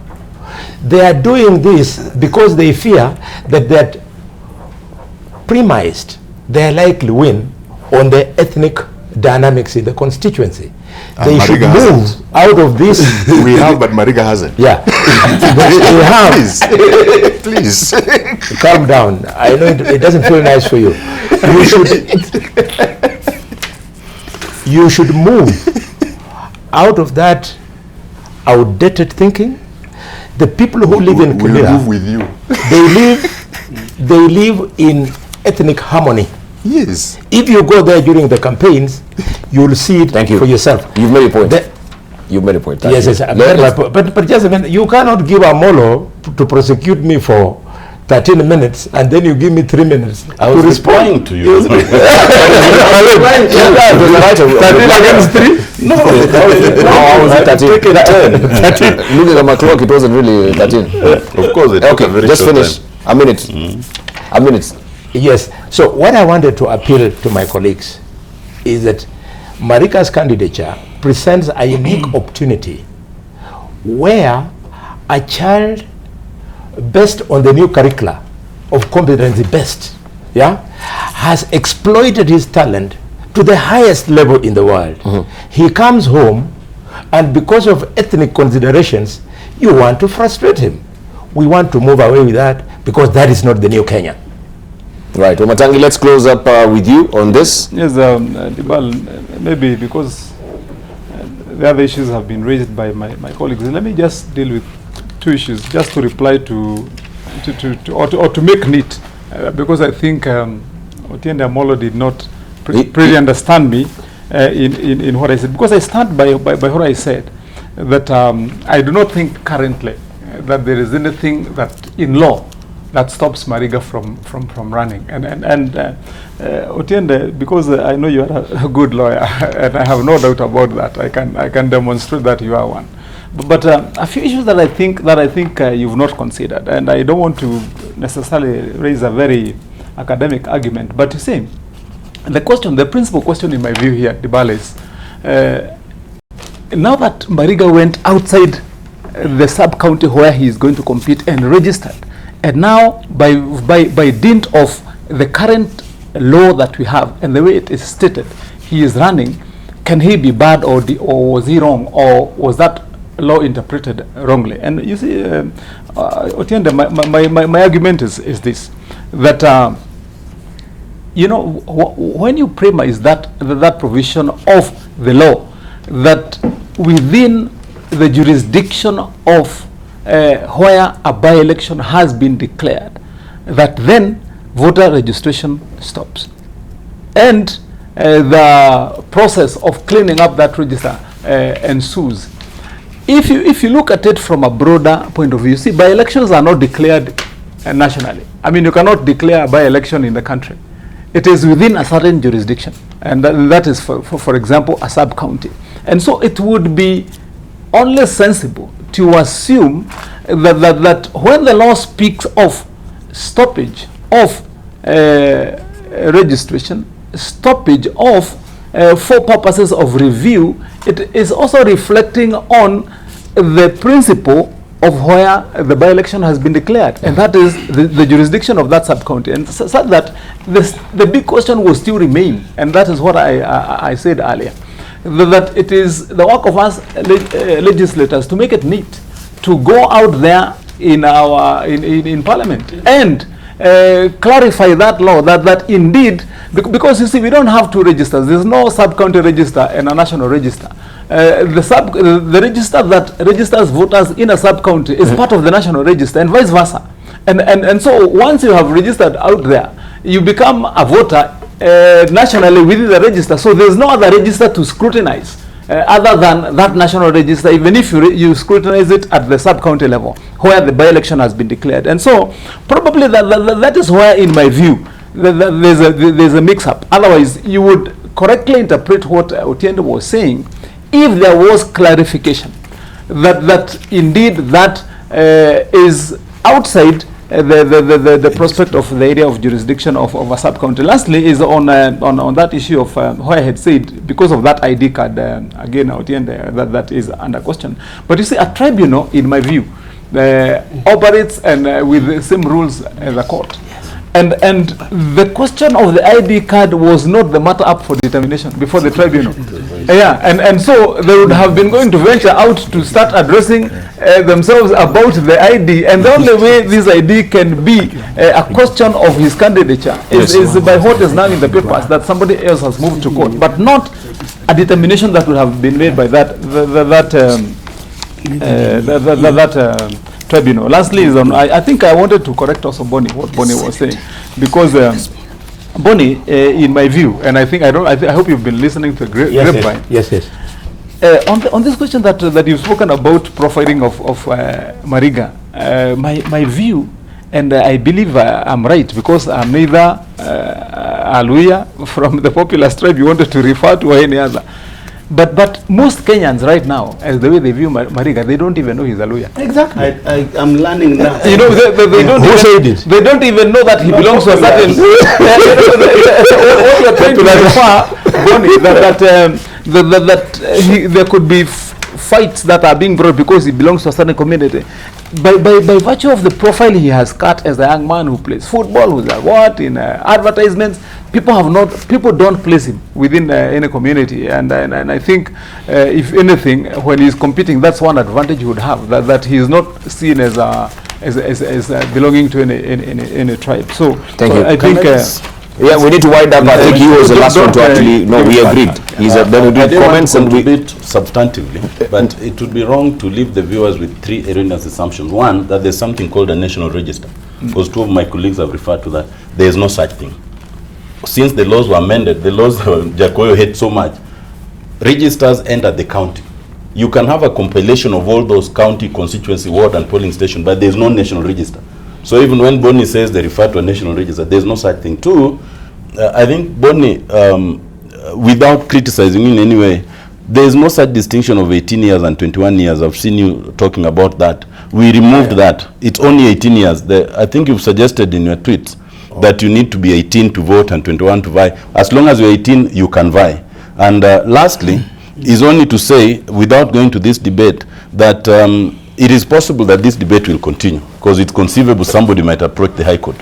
Certainly not me. But if somebody does, a consideration of Section 5 of the Elections Act, which we spoke to, and the IBC Act, the IBC Act Section 5, the IBC Act Section 13 is important. And when you look at that section, between the time of applying for registration, verification, and tidying up the register, you find that there are even timelines.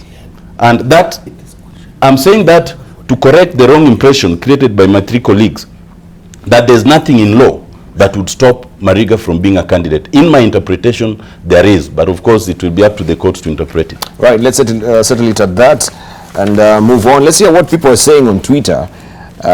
We have Dikushi here.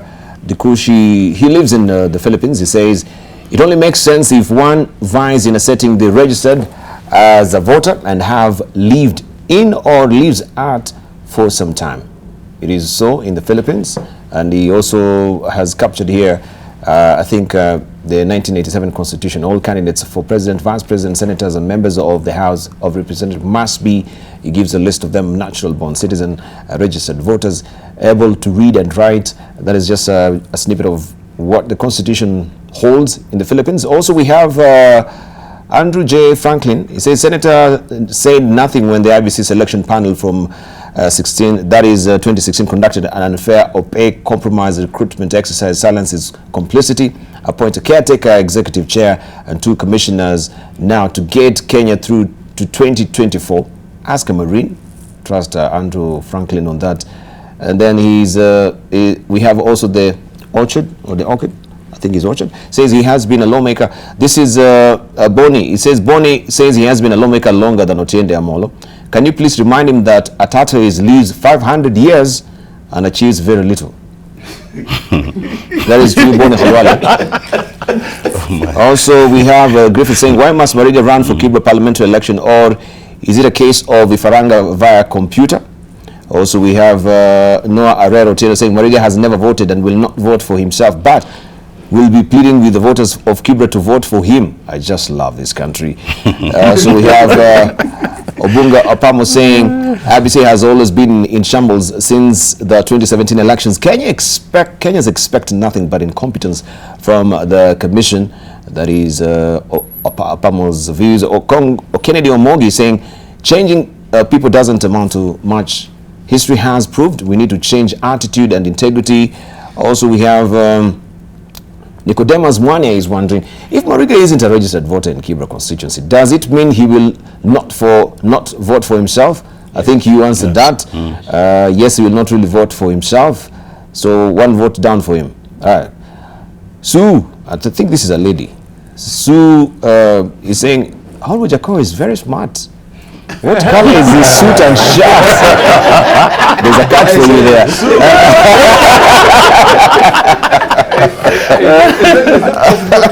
to locate the tweet. Could it be from Kisumu? No, people don't like this color. He got an inspiration for Boni lately. Neither Jubilee. This is the independence color.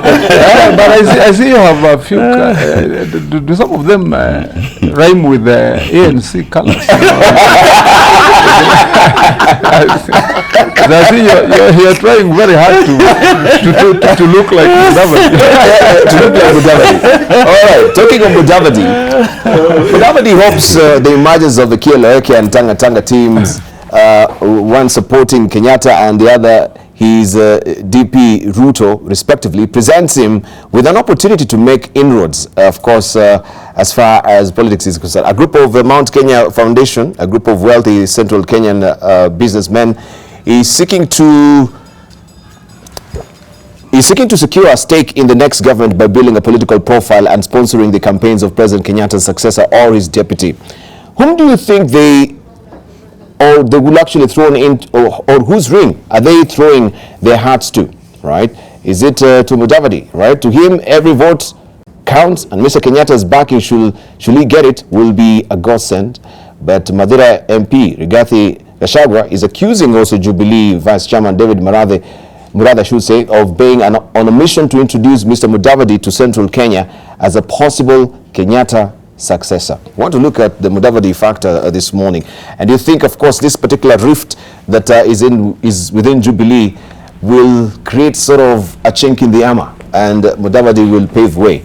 Maybe Jacob Midu will tell us, because Kimani Motangi seems to be looking at your tie and to see if in any way you've got a resemblance of the NC party. By the way, I don't used to be in ANC. What are your colors? What were your colors?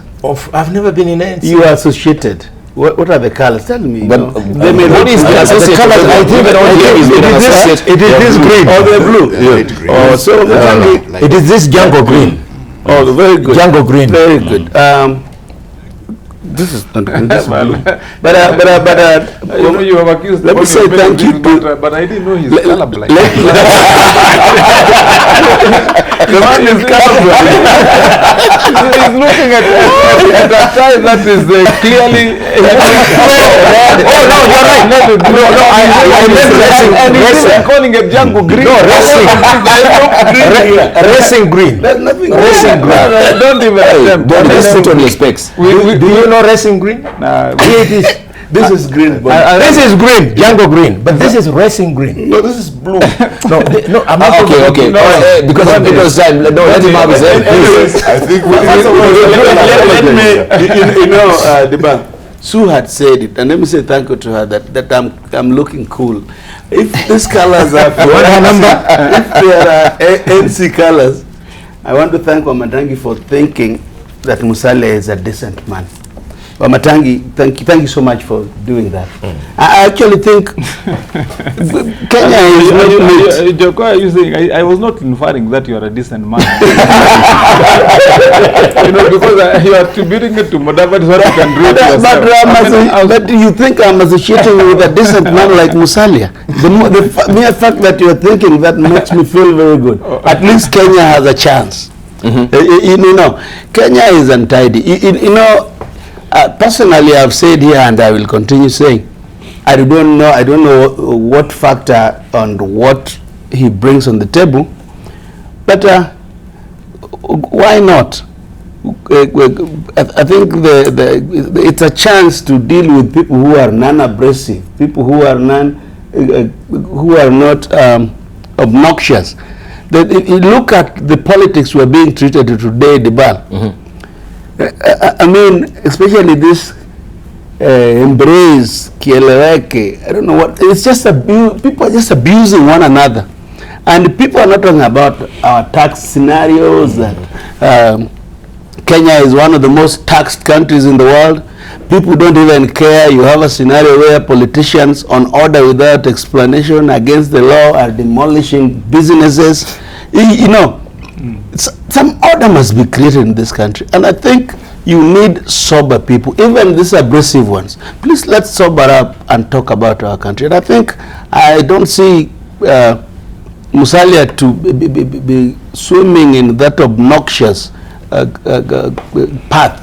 I think we can do better. I have no problem with him, and quite frankly, I wouldn't be ashamed to be associated with him.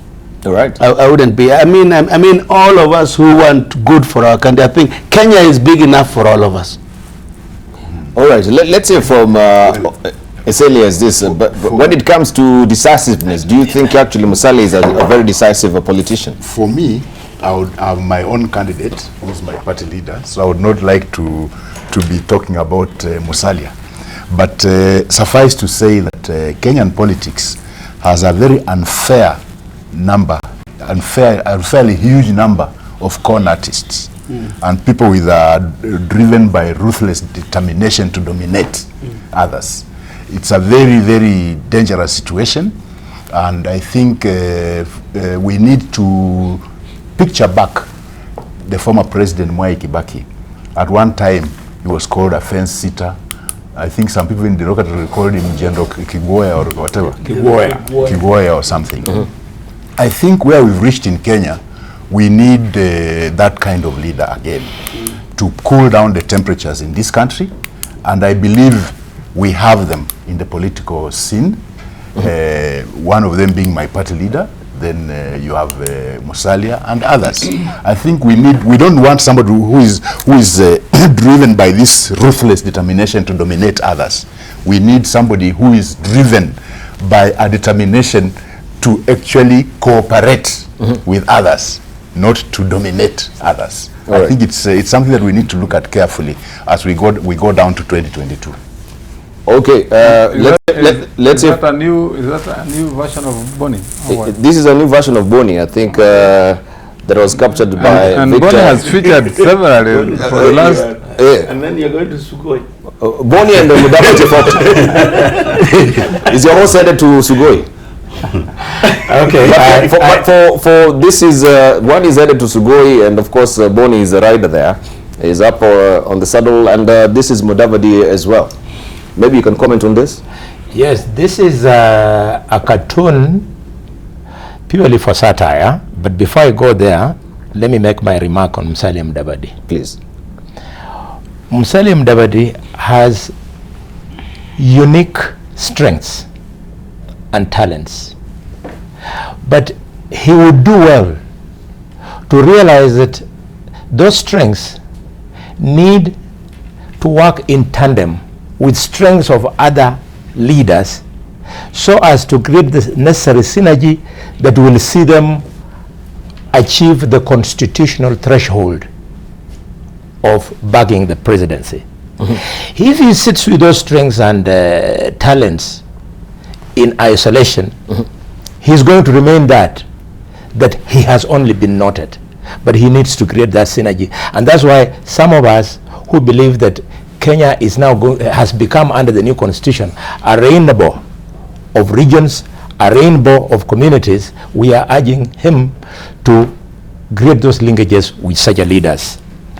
So I think he is a maverick. He wants to do it. He's a go it alone person. Yes, and unfortunately, and time has actually started running out. Now, coming to that cartoon, that cartoon is very accurate. They should the pointer that it is I am headed Sugoi simply means I am looking for a leader who has strength with whom to create synergies. That is why the head of my horse, myself, I'm headed to Sugoi. But the head of Mudavadi's horse, himself, he's headed to nowhere. Himself? Yeah, himself. He's headed he's headed to nowhere. All right, he's headed to nowhere. Yeah, that's my comment. Okay, Kibari Obatangi? Yes, Debarl, I'll start by the comment that you made first. That the question principally was, is he likely to benefit from any situation, circumstances within Jubilee?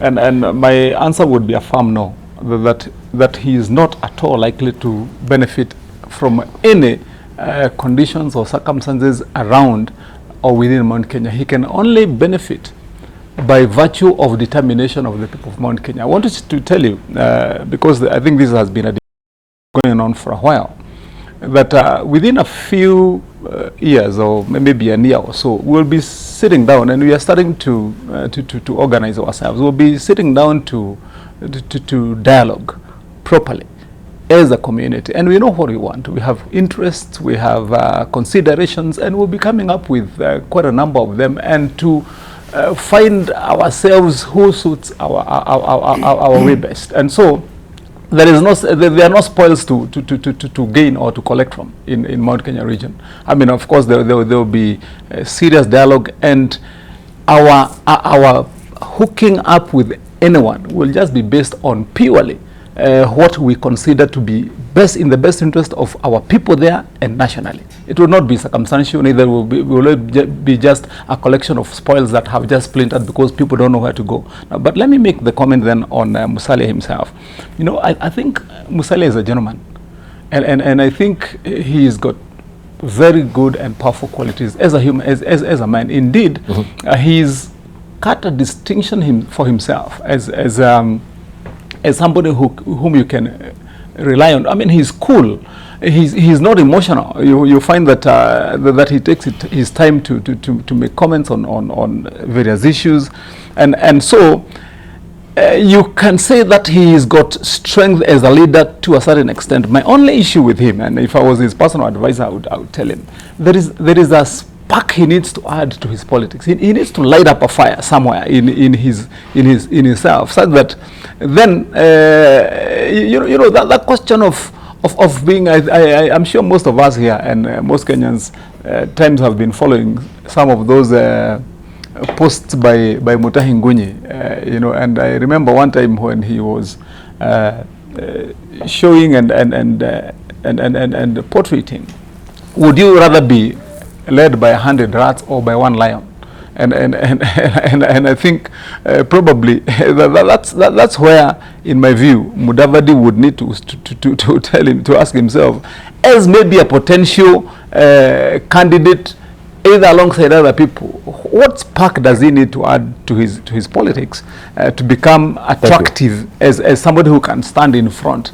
But also the comparison, I believe, by Eseli to him and Kibaki is not wayward. They have some few similarities. I think what he just needs to have is strength, and then he can endear himself probably as a partner to anyone. Right, I mean, the kind of politics we have had Debarl, and where we are going to be going since 2005, 2006, 2007, and then the subsequent 08 coalition. Thank you. Our politics can no longer be a one-man show anymore. And so he's got to have to put that clearly in his mind and ask how would he make himself an attractive partner. Thank you very much. And of course also this editorial cartoon is also very telling. Join me, this side of the ship is still afloat.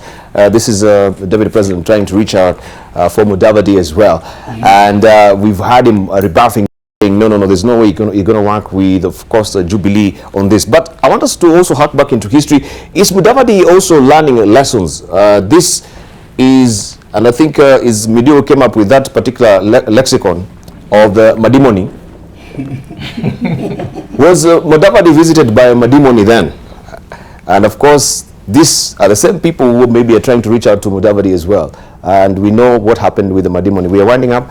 Let's hear from Otende Molo. I don't know, with the Madimoni story, maybe I've thrown you off a bit, but you can actually just say one or two things about it. I had not commented on the earlier one, but so I'll take all of them.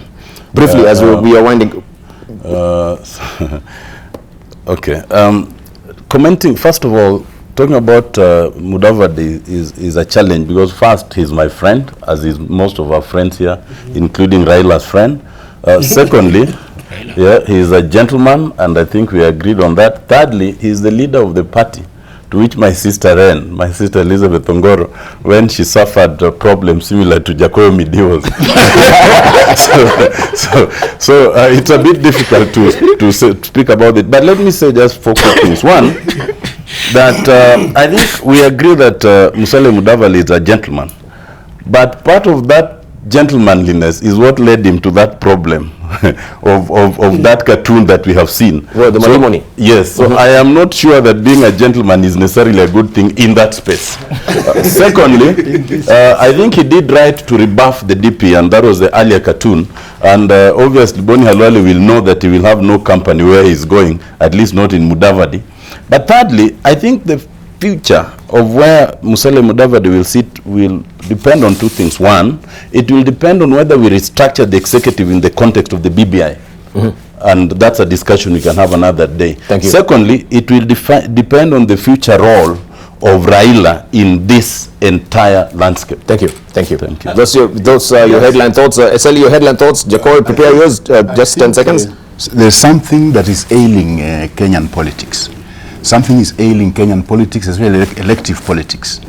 I think we need to re-examine whether this first past the post is the correct, is the suitable system for our country. I think we need to start thinking about proportional representation. That might give a chance to the Musalias of this world, to the Wetangulas of this world.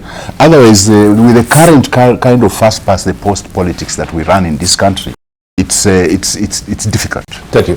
Right, Celia said it, but what Wamatangi has said, how they will decide their future, Kenyans need to be very wary of, that they will not vote for anybody. And I have said here, even I want to send Otiende to his caliphate, that be wary the people you are dealing with. Your people you have around. No, I want the message clearly. You need to the people who think that Kina Matangi will, their vote is a sure vote. Thank you. Be very wary. Right. Boni Halwale, your closing remarks, please. There is no issue of Mariga setting a precedent. We know that in this country, the Senator of Homa Bay, Moses Kajwang, was a registered voter in Ruaraka. He had been living in Uganda, and he had never voted for anybody, but he became Senator of Homa Bay upon the death of his brother. Finally, this proposal to expand the executive should be resisted by all Kenyans because it is an attempt to write the names of the 5 most populous tribes in this country into our constitution, so that a Luya gets, a Kikuyu gets, a Kamba gets, a Luo gets, and a Kalenjin gets. How about the balance of the tribes? Thank you. Thank you, Wamatangi, finally. I think quickly, Jacoyo did not hear me well, because I finalized my comments by saying there is no any other time in this country when you are going to have a one-man show. Those are your closing and I remarks as think well. you didn't hear me well, Jacoyos, because that means that also in Mount Kenya region, we are expecting and we know that even as we chart our way forward as a community, we must be looking at how are we going to make ourselves attractive and partner with good people.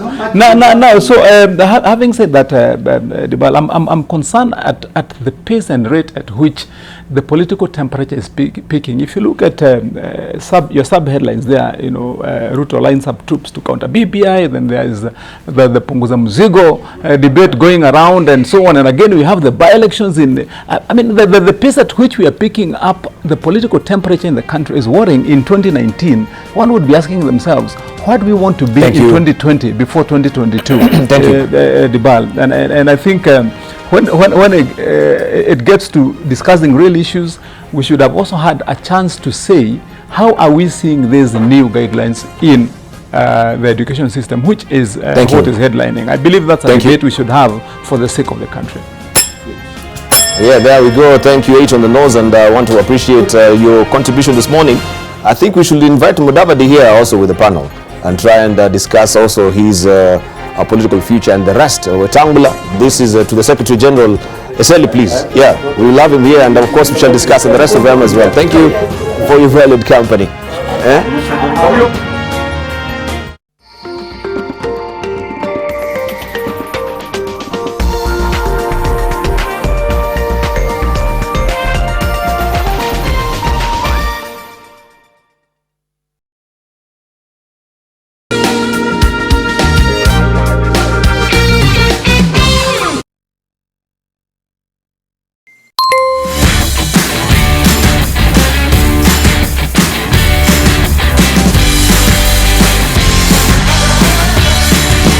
Download the Glovo app today, and when you need anything, order Glovo and we'll deliver it in minutes.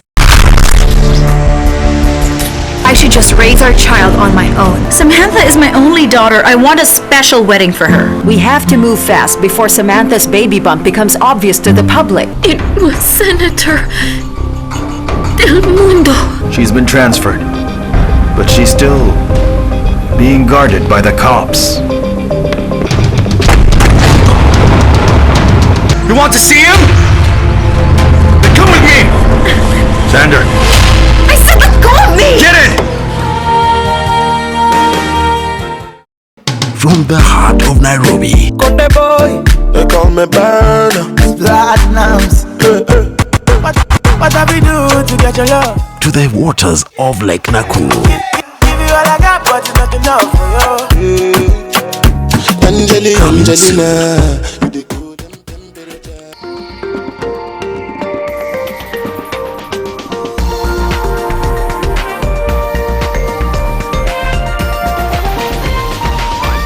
NTV, turning on your world.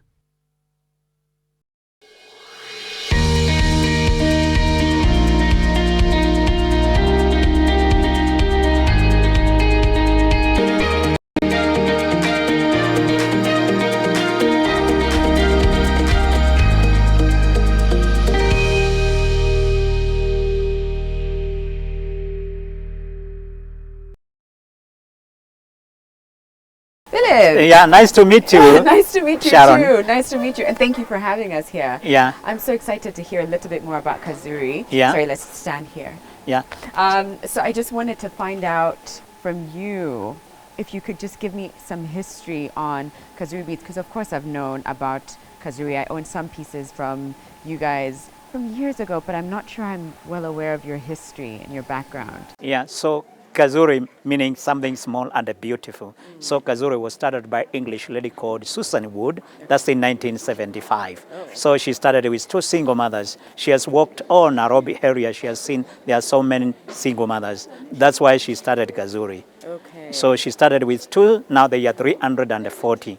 So they are coming from different areas here in Nairobi. Yeah. Then we provide them with medical care for their children. Immediately families, and end of the month they get salaries. Oh. So most of the beads we make them here, we export them all over the world, like America, Australia, Netherlands, Norway, UK, Japan, and Italy. Wow, interesting. So when you started back in 1975, was it just jewelry? Because I know now you've expanded and there's some, pottery, crockery, plates and things. But at the time, what were you focusing on? The time when we started, we were just making the beads. Oh, just making beads? We were just making the beads. So not even necklaces? We make the beads, we make the necklaces, okay. earring, bracelets. But that time we were bringing the clay all the way from UK. So the number of the workers, they were just very few. Wait, why were you bringing clay from the UK? We had no idea whether we can get local clay from around Mount Kenya. Yeah. So the English lady, she was bringing the clay from UK. Yeah. That's in 1975 up to 1990. 1991, she had to bring Englishman who knows more about clay to come here to search for a good clay. Yeah. That's why we are using local clay, and good. it's the high time we started Kazuri expanding. Right. So first of all, I'm glad that we realized that there's lots of great clay here. Yeah. And I'm sure it must have also made the processes a lot faster, because I can't imagine having to wait for clay to be shipped in from the UK. Yeah. So what is the process like? And that's what I'm hoping you can take me through, the process of creating a piece like the one I'm wearing today. I'm curious to know where it all starts. I guess it starts from the clay, huh? Yeah. So what happens once the clay gets here? Once the clay comes here, we have to process it. I mean, we have to mix the clay with the water and the talc. Okay. Talc in powder form. Then after mixing the clay with the water and talc, we have to sieve it to remove the impurities inside the clay. Then from there, we squeeze the excess water out of the clay. Then from there, we have to quench the clay. We have to remove the air bubbles inside the clay. Okay. Yeah. And then once that's done, is that when you start to mold into these different shapes? Exactly. Okay. I want to see that process. So do you mind if we go and you can are take welcome. me? Okay, Yes, good. just come. All right. So that's the clay processing And that's the area place now. where we start the processing of the clay. Okay. Yeah. So it starts. Please this way. Please. Oh, you want to? Okay. Yeah. Please this way. Yeah. So this is the local clay which we are using to make our beautiful beads. Yeah. Yeah. We get it all the way from Mount Kenya. That's Right. on riverbanks of Mount Kenya, Nyeri. Yeah. So we mix the clay up there with the water and the talc. Then after mixing the clay with water and talc, we have to sieve it to remove the impurities inside the clay. Yeah. Yeah. Okay. I Yeah. want to see the molding, the fun part. Okay. The one where you turn them, I get to play. And I don't know if I'll get to play today with them, but that's what I'm most You are welcome. We are curious going about. to try to make the beads with the ladies here. So every bead is made by hand. Everything is done by hands. We said it's a matter of creation of jobs. Right. Yeah. So it starts from here. Okay. This is the clay which we are using to make the beautiful beads. Yeah. That's after we process the clay. So because we want our beads to be the same size, they have the molds to size the clay. Yeah. So first they have to size the clay just using the molds. Okay, Then, so I'm going to go for this one. Yeah. And then do I take off the rest? Yeah. You do it like that. Like this. And then you have to pick another clay here Yeah. to remove it like this. Oh! Then from there you can have a seat to pertain kit. Oh, it's okay. It's fine. It's fine. Yeah. I'll just observe what they're doing. How Okay. come, so I have a question already. Yes. So I can see you've got the mold to get the right shapes. Yeah. But The size. The right size. The right Yeah. size. But I can see a difference between that one is really shiny, but Here we are using Vaseline so that the clay does not stick to their hands. So they have to use Vaseline so that's so that the clay does not stick to the hands. Right. So that's why they are shiny like these ones. Vaseline. Yeah. Trade secrets. That's so interesting. Yeah. Okay, so of course then every seed has to have a hole through it because you've got to assemble the seed. Exactly. I mean, sorry, not seed. Assemble the bead. necklace, yeah. Assemble the bead. Yes. So does that? I mean, I'm just so curious about how to make every one be the exact same shape. Even as you're doing that, is there never any indentations or changes in the size? Sometimes, because our beads are all handmade, they are all unique. Okay. Yeah. And that's part of the allure, Exactly. the interesting element, huh? Yeah. Okay. So I see different beads. I'm curious to see what down there it looks like. And where are the ones that look like the one I'm wearing? Like Today we are flat not making those ones. Okay. But we can try here. Nani anatengenezanga hii na mold hii amevaa hizi? Oh, it's okay. It's fine. Then after we make them like these ones, we have to sun dry them for 3 to 4 hours. Okay. Then from then on we put them inside the kilns, we bake them. Then after we bake them, the color of the clay will change to look like these ones. Interesting. So every single bead, including the one I'm wearing, looks like this at some point. Yeah. Then from then on they start glazing them, painting. Is it okay if I touch it? It's even with okay. hands? Yeah. It's okay.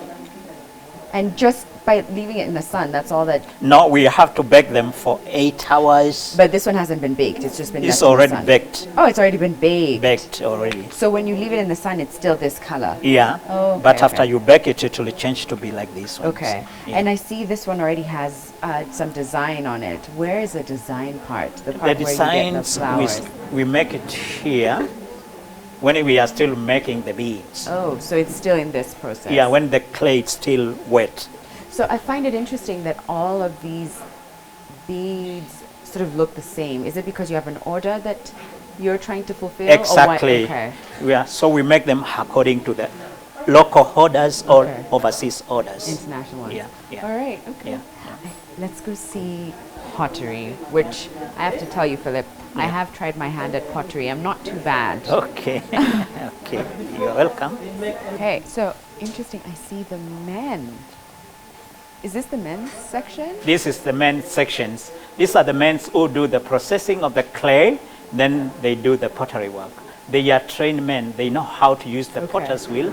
They know how to cast some of the plates just using the molds. Yeah. Yeah. How come women aren't here though? How come there's no women trained here, to do this? Yeah. The ladies are interested in making the beads. We have tried to bring some of the ladies here, but they say this is hard work. They want to make the beads. Okay, all right. Yeah. Okay, so what, oh, and there's sculptures as well, so not just... We also make animals like this one. Yeah. Yeah. Just using the same clay. Interesting. Wow, and everything is by hand. Yeah. And it has to be about the exact same size. Yeah. Well, I mean, again, going back to the fact that it doesn't have to be perfect, it doesn't have to be identical, and that's what makes it interesting. Exactly. So when did you start including other elements like the sculptures or the plates? We started using the local clay. It's the high time now we started using making the plates and the cups. So and in the animals. 1990? 1991. 91. Yeah. Interesting. Okay. Yeah. So what would happen next? Once this is done, I guess they go back to the oven as well? Yeah, we have to air dry them for about 2 weeks, then we bake them. So this takes 2 weeks? 2 weeks. But the beads take 4 hours? 2 to 3 hours. 2 to 3 hours. Sun dry, but this one's it's air dry. That's a lot of it takes time. That's it's not quick like the beads. Yeah. Yeah.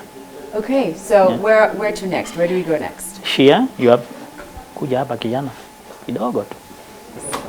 So I've done this once before and I know for a fact it's a lot you know harder how than you think. Yeah. No, every time it just looks like it should be easy. You just do this, you lift your when hand, somebody is doing it, look easy, but it's not easy. It's not, because there's a certain amount of pressure that's needed. Yeah.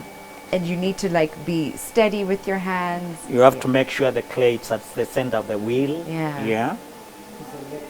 Yeah. Yeah, this is not, it's not. So it's you not have easy. to do some practice before you start, Yeah. become a good thrower. Right. Yeah. So how long has it taken, do you think? For It's like, about the gentleman? almost 7 years, 7 months, sorry. Oh, 7 months. 7 months. months. I was going to say 7 Yeah, years. no, That's a 7 long time months. to try and Yeah. master a skill. All right, so I'm curious to see what happens once the beads are out of the oven. So shall we go to the other side for it? Yes.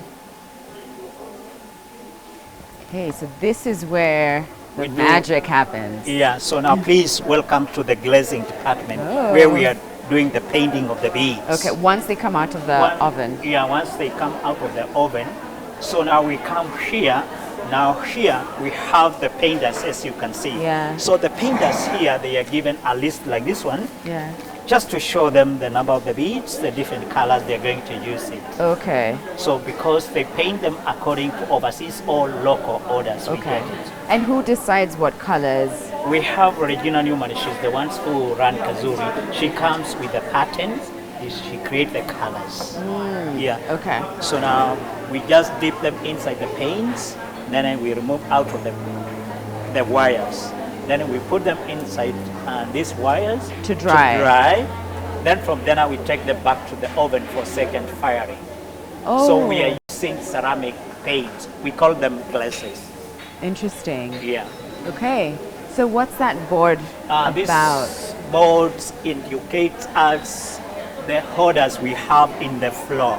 Okay.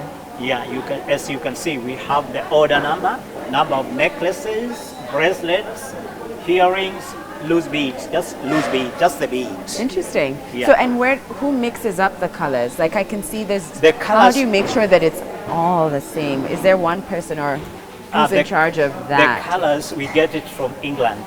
It's all water-based glazes. Okay.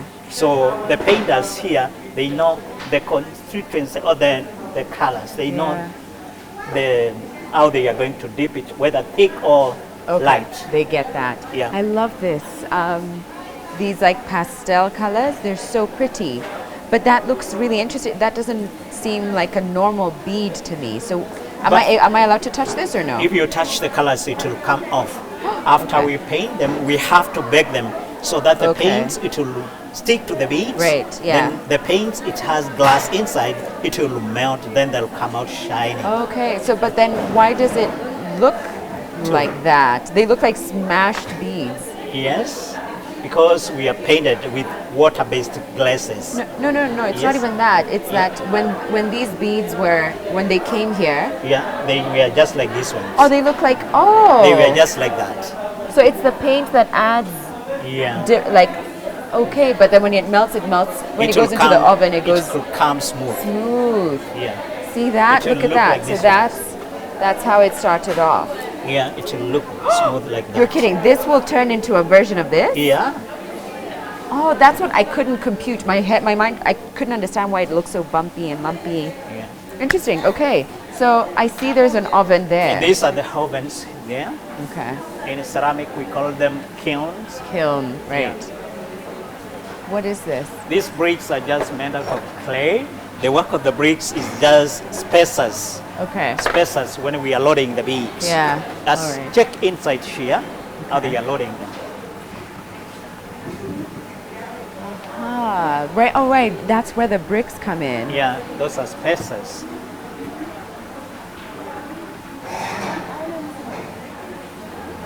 Interesting. And then when they come out of there, how long does that take? It takes 8 hours, 1,000 degrees. Then we, doctor, these are rejects.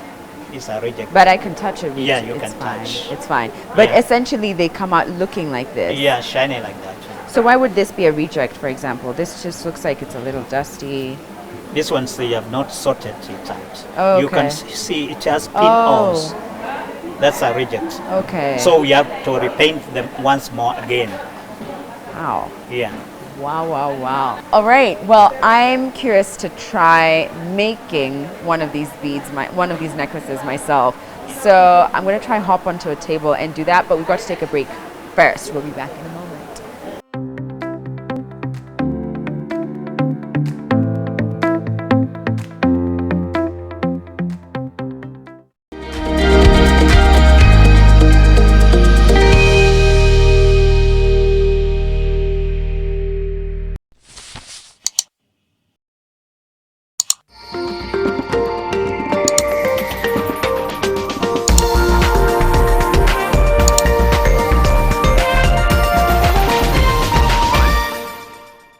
Wageni, pole, nimejaa.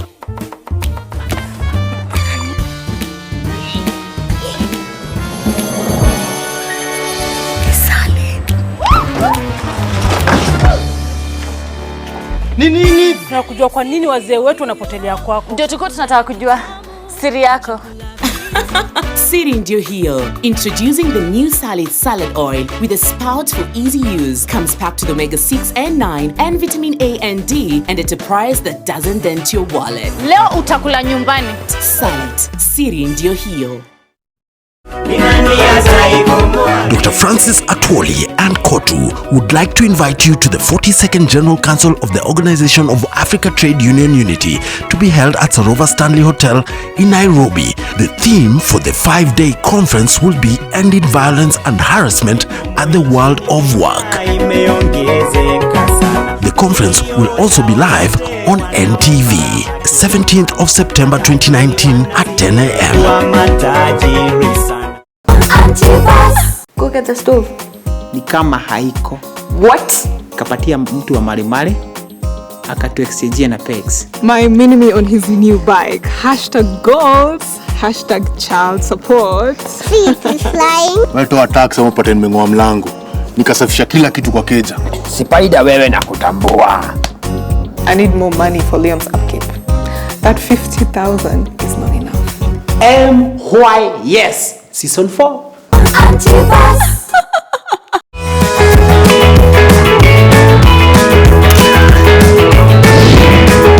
We are in Senegal to find out why so many entrepreneurs are increasingly turning to co-working spaces. Are you planning to take a loan or are you servicing one already? The problem is many citizens are becoming prisoners of these systems. And do you have any regrets? Like, would you change anything? That's how we wanted our ideal magical wedding to look like. Welcome to Turkana University College. Turkana University is a center of research, innovation, and technological development. Apply now for our January, May, and September intakes. Turkana University, the cradle of knowledge. How well does the business world know about your business? You take care of that when you participate in the Kenya Top 100 Mid-Sized Companies Survey and stand to benefit from an industry benchmarking report, opportunities to network with peers and recognition for innovation, corporate, social responsibility and sustainable environment practices. The Business Daily and KPMG recognizes the top 100 mid-sized companies every year for their achievements in business, allowing many to take their seat among the great. Participate today.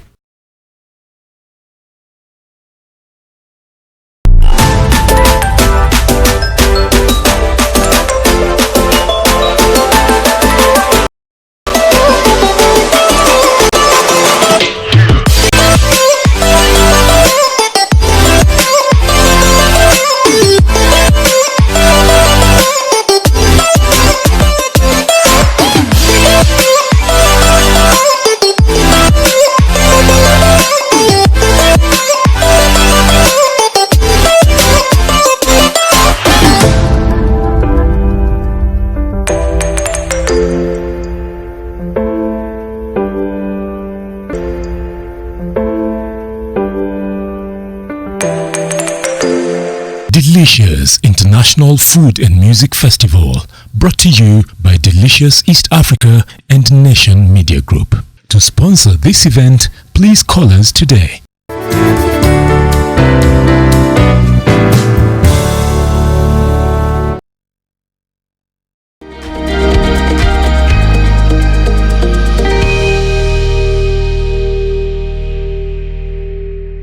Welcome back, everybody. We are at Kazuri Beads Factory in Kenya, and I've got Philip Mutua, who is a supervisor here.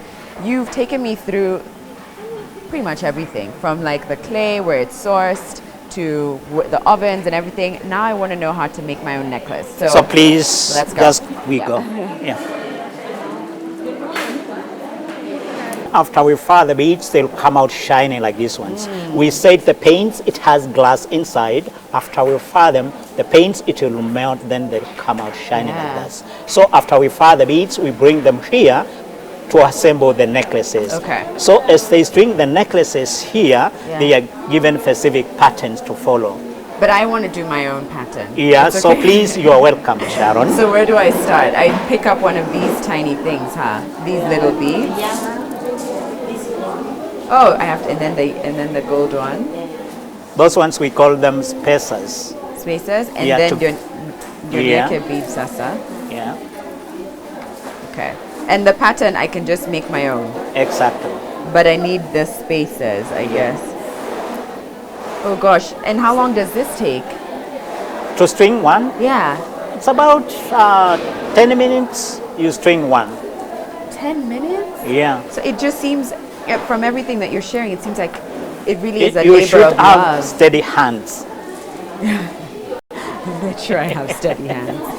I mean, at which point are you able to change things up a little? Like if I got tired of this, do I have any liberties as one of the ladies here of So changing it up at all? here we rotate jobs. Okay. Yeah, so in case Because yeah, I guess that's what I was trying to get to. What if I'm just like, I can't look at another bead? Yeah, so I want to paint or something. yeah, we rotate jobs. Okay. Well, okay. I've barely gotten somewhere. I think I'll have to come back. I think I'll have to come back. So the final product ideally should look like this one. Or can you give me the purple and that one? Okay. So this is where I should be going. Okay, you can have that. Oh, so this is even the proper finish, Yeah. even with the clasp. With the clasps, yeah. Nice. Okay, so I want to see the iconic Kazuri shop, the Yes. one with everything. But before that, I think We we haven't even gone to the plates yet, right? Yeah, we haven't gone to Let's the actually plates, look at so that. now we're just going to see where Okay. we paint the plates. Okay, so let's do that, and then we can finally go look at the shop. Yeah. Okay, Sante. Wow, this is where, Philip. Yeah, so please welcome to the pottery side where we are glazing the plates and the pots. I've already seen a few I want to take home. Yeah. I want to take those home. Are those done? Not They're yet done. gorgeous. We have painted them, but we have not fired them. So I can't touch them? You can't touch them. It is beautiful, but even just the way it is, are these like espresso cups or? These are taking coffee mugs. But like mini versions. 'Cause Yeah. they're tiny. I mean, the size of my palm. Yeah, we have the bigger guinea than pig. We have the guinea pig patterns. Yeah. Yeah. Oh, it's We have the acacia tree. Okay. Yeah. So, does everything that you do have to be symbolic of a Kenyan element? Oh, here in the pottery, when we are glazing them, our patterns reflect our wildlife. Okay. Yeah. Interesting. Yeah. Just wildlife? Or? Wildlife, Kenyan traditionals, like that. Yeah. So are these done? These are already, they have been to the oven, but they did not pass quality control. So I can pick it So up? now you can't touch because already we have repainted once more again. Oh, you repainted. Yeah. So we are going to take back to the kilns. Okay. Yeah. So take me through this process. What exactly happens So here? when we come to the site of pottery, we have already fired cups, plates. So before we start painting them, they have to sand them to make sure they are smooth. Because these are utensils, you can use it for Yeah, food. yeah. Then from then on, they are given specific patterns like the acacia tree. Right. So the paints we are using is lead-free paints. Lead-free. Yeah, you can eat on it, drink on it. It can Microwave? poison dishwashers safe. And microwave. Yeah. Okay. Yeah. So you've got to be an artist to come here. This No. part requires art because I can see. No, here we just train each and other. Oh, okay. Yeah. Not So- a must you have to be, but you have to be not checking ants. Oh, you have to have a Steady okay, hands. like some dexterity is needed. Steady like where, hands. yeah. Yeah, like that. Interesting. Oh wow. All right. So and then what? Oh, so that's the smoothing. Yeah. Right. All right. So from here, where do we go on that? What happens next? After we paint them, we have to hair dry them on the racks. This way, please. Like these ones, we are drying them for about 2 to 3 days. Then from there we put them inside the kilns and bake them. Everything takes so long. Wait. So first, let me get this right. Yeah. For a plate, it already took how many days to air dry it? First, Back we make there. them in the making. We have to hair dry them for about 2 weeks. So you air dry for 2 weeks. Then we bake bake it them. for how long? For how long? For 8 hours, 1060 degrees. So bake for 8 hours. Then we you bring paint them, it. Then we paint them. Then we dry them. For another how long? 2 to 3 days. Then we put them inside the kilns and bake them. So so Philip, let me get this right. If to make one plate, It could takes take 1 month. Yeah? It's What? not something quick. I guess that's the difference between Chinese factory quick here and out. Because I bet in an hour they would be able to make a plate. A month. A month. Oh, I think even understanding that allows someone to, look at this as if it's a treasure, like it's a hidden gem of sorts. Exactly. Oh, so this is the mold that. She's just copying what the customer wants. Okay. Interesting. Oh, Ubuntu. Yeah. I like that message. Yeah. All right. Okay. So I guess that's what everyone here is doing, trying to smooth it out, paint, or create like a pattern. Oh, so this is smoothing again because of the paint? Now she has painted a lot of glaze, so she has to make it so straight. Smooth. Okay, got it. All right. Made about the steps. Thank you. Yeah. And then pause. Interesting. Oh, I love that dish. Is that dish finished? Which one? This one. Not yet. It's not finished? I can't touch anything? No, you can't touch anything. But you have something to touch. Yeah, she can touch. Oh, I can touch. I really like this color. This is so cute. This is so cute. And is this finished? Yeah, that's finished. You can touch. I want to touch everything. I don't know what it is about crockery, but there's something about like plates and bowls that just makes me really happy. Oh, look at that, the intricate details of having to paint white inside each little crevice. Wow. Oh, so it comes out like that. These colors should change to be like that one. Yeah, it becomes from this one. This will look like that? Yeah, after baking. So how do you know the colors will look like we that? We have done color chips, so we know the behavior of each color. Okay. Yeah. Interesting. All right. Well, thank you. Thank you. Okay, so please, can we see the ovens, the kilns where we bake the pots? Absolutely. Yeah.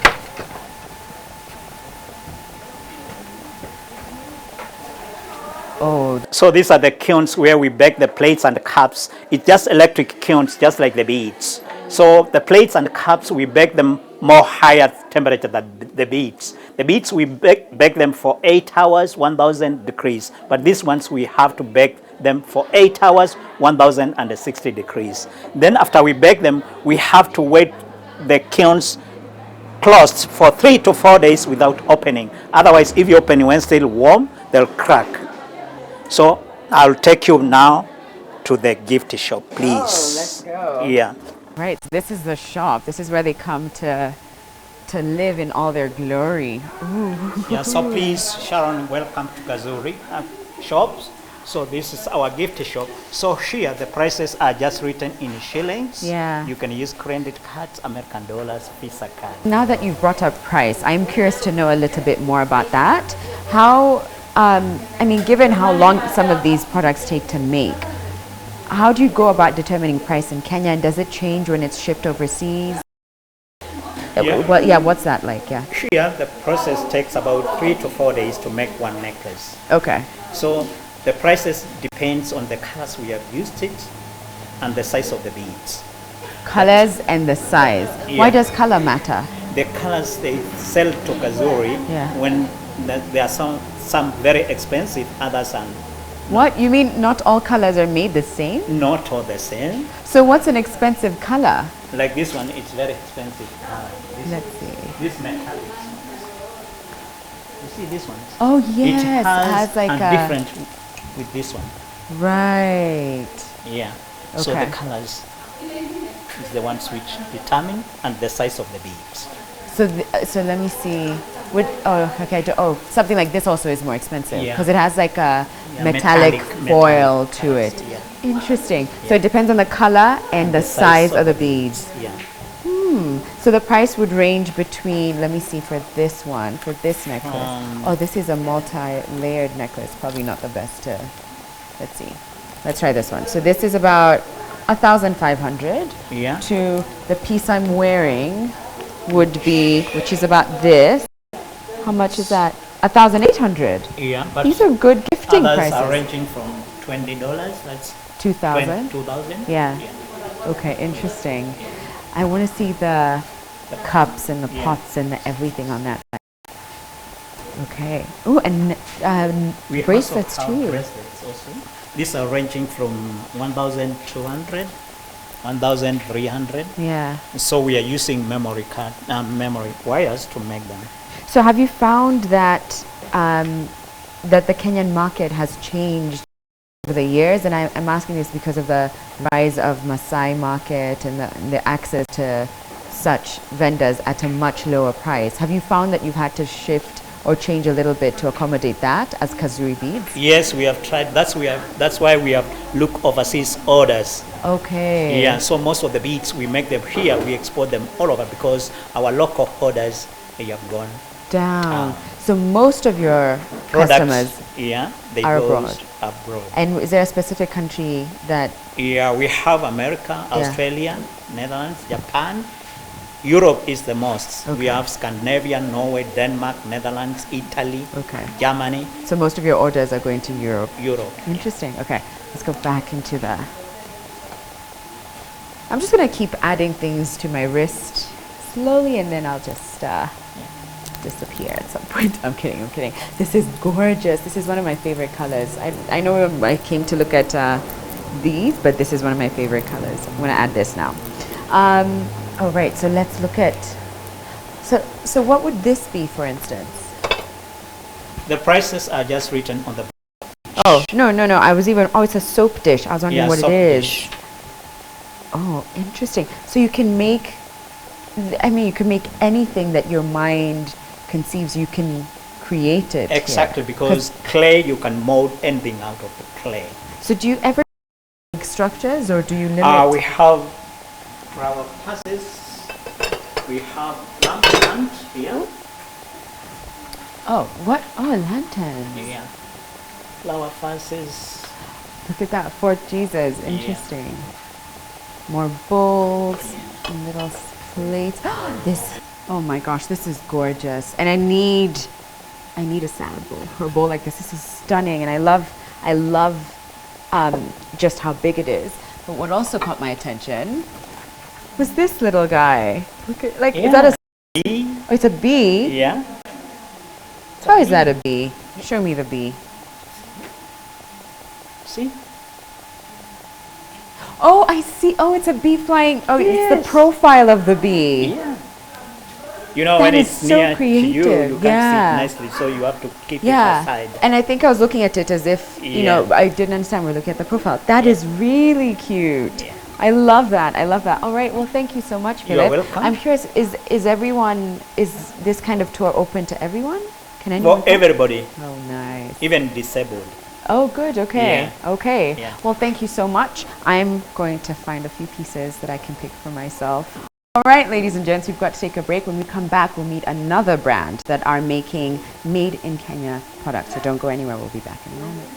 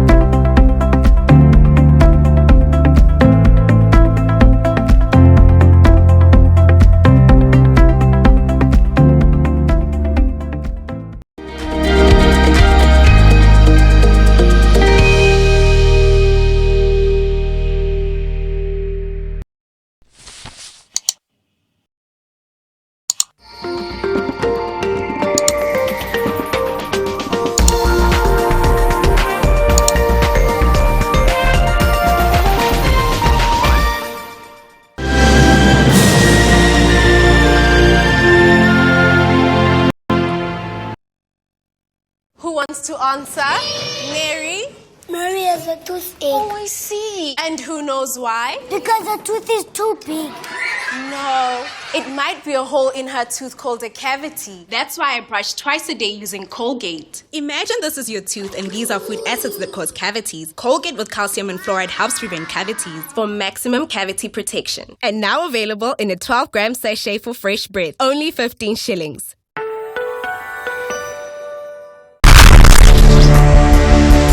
I should just raise our child on my own. Samantha is my only daughter. I want a special wedding for her. We have to move fast before Samantha's baby bump becomes obvious to the public. It was Senator Del Mundo. She's been transferred, but she's still being guarded by the cops. You want to see him? Then come with me! Xander, I said let go of me! get it!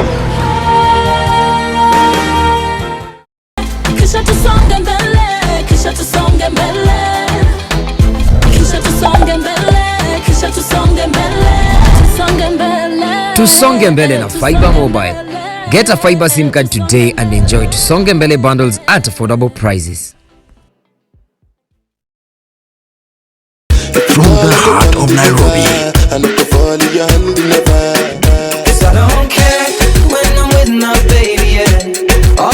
to the sandy beaches of the Indian Ocean,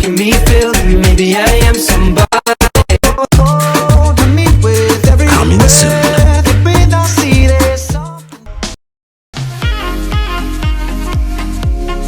Okay, unataka kumaanisha tutashinda hapa the whole day? Hii gate imeongeza weight. Hapo ndio ulikuja kutafuta mtoto? Hapana. Ndugu yangu hapa Alwale, watu walisema kwamba yeye ni kipofu, ati haoni akitoka NASA. Tangu tumpeza macho, si mumeona?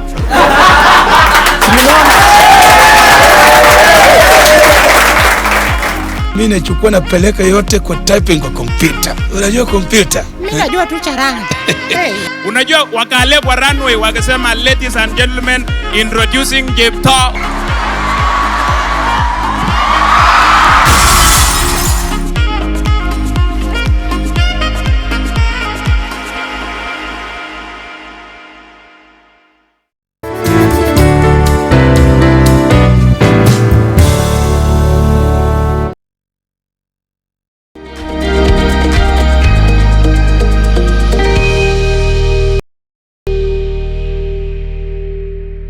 Welcome back, everybody. So we've now moved to a different part of Karen. We are at Rift Africa, which you probably know as Rift Valley Leather. I'm here about to talk to the marketing director. That's Zadok Langat. That's right.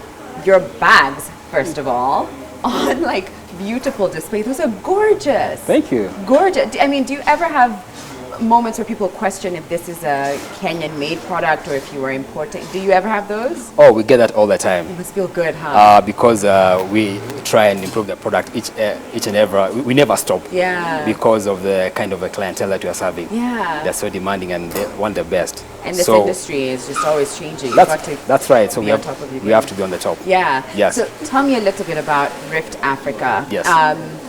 When did you start, and what was the thing that spurred the founders to start it as well? All right, so we incorporated Rift Valley Leather, as you well said, 10 years ago. We just turned 10 this year, March. Oh. So we just celebrated 10 years. Happy birthday. Thank you. So yes, Rift Africa, as I mentioned, was incorporated in 2009. And we have 4 directors. 3 of the directors used to work for a different company in the same industry. Okay. So we have to... and by the same industry, do you mean leather or bags? Industry. Leather industry. Leather industry. Okay. So they were in leather company on interim basis. One of them was an interim GM. The other one was a designer. So when their contract ended, and they really, passion for the work that we do in the industry, they said that they're going to set up their own. Okay. So after that setup, they called me to join them, and we started Rift Valley Leather. Interesting. The company started with 2 employees, but now we are employing well over 52. So who are the 2? What were they doing? So one of them is our marketing, our managing director, who's Rolly Adlam. Okay. The other one is Robert Topping. They're both British, but they've been in Kenya for more than 10 years. Okay. Then, wait, so they were making the bags? Yes. When you say it started with 2, were they also making the bags? So Robert is a designer. He has a wealth of experience. He's been in the industry for well over 40 years. Yeah. He has trained in many places around the world, the US, Australia, name it. So actually when he came over to Africa, he was seconded by an organization just to come and train on how to improve leather processing and the entire chain. Yeah. So thereafter, once he had done his assignment, he fell in love with the country and said, oh, I'm not going back. Okay. So when he met with Rolly, started Rift, and I joined them. And we have another Kenyan director who's handling our production. Okay. So what would you say, what was it like those first couple of months? Was there staff? Did you have the machines? How was it like trying to set up, or even funding? Was that of any? Was that difficult? It was so hard starting as any other startup here in Kenya. Yeah. So, because we didn't have nothing, we didn't have any machinery. There was no space, so they looked for the space and started with just a few machines. We are very lucky that at the moment we have very many specialized machines, from the cutting machines, embossing machines, stitching machines. But when we started, we had only I think one sewing machine only. But over time, we've been improving, and as the demand is growing for the product, we've also been trying to expand in terms of machinery, in terms of the workforce. Even space, because I remember seeing you guys at a different side of Karen. We used to be tucked away in a very small space within Karen. Yeah. Right next to Talisman, is that it? Right next to Talisman, but our production used to happen at a place called Grassy Knoll, which was a very small space, and we had only about two fundis and just a few machines. Yeah. But then as we grew, we had the need to grow and get a bigger space. Yeah. So at the moment, this is it, and also at the moment we are feeling that we are now. Oh, so you're looking to move yet again, to expand a little. That's which right. must be a great problem to have. It's a great problem to have. So tell me, what was the turning point, do you think, for Rift Africa? The point where you started to think, we're picking up pace, we're onto something. So yeah, when we started, it was very hard because breaking into the market, it's a new name, no one really knows about the brand, and we didn't have people to show us around, so it was actually starting from scratch. But we were very lucky because when we started, we used to take any work that came our way. We used to do one-offs.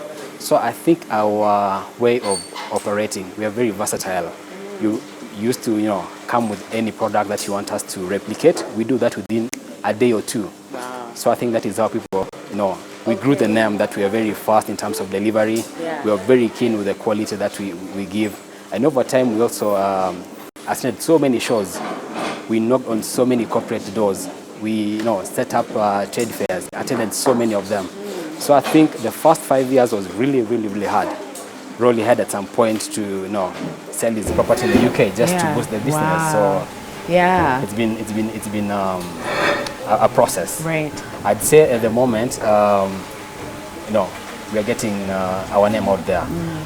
We have at the moment about 5 outlets within Nairobi. No, so not within Nairobi, in Kenya. 3 in Nairobi. Yeah. At the Hub, which is the mall next door. Yeah. At the new hotel along Langata Road. Okay. Tamarinti Hotel, and we have a small factory shop here. Out of Nairobi, we have Buffalo Mall. Yeah. That is in Naivasha, and Cedar Mall in Nanyuki. Okay. On the 2nd of October this year, we're opening our 6th outlet in Diani.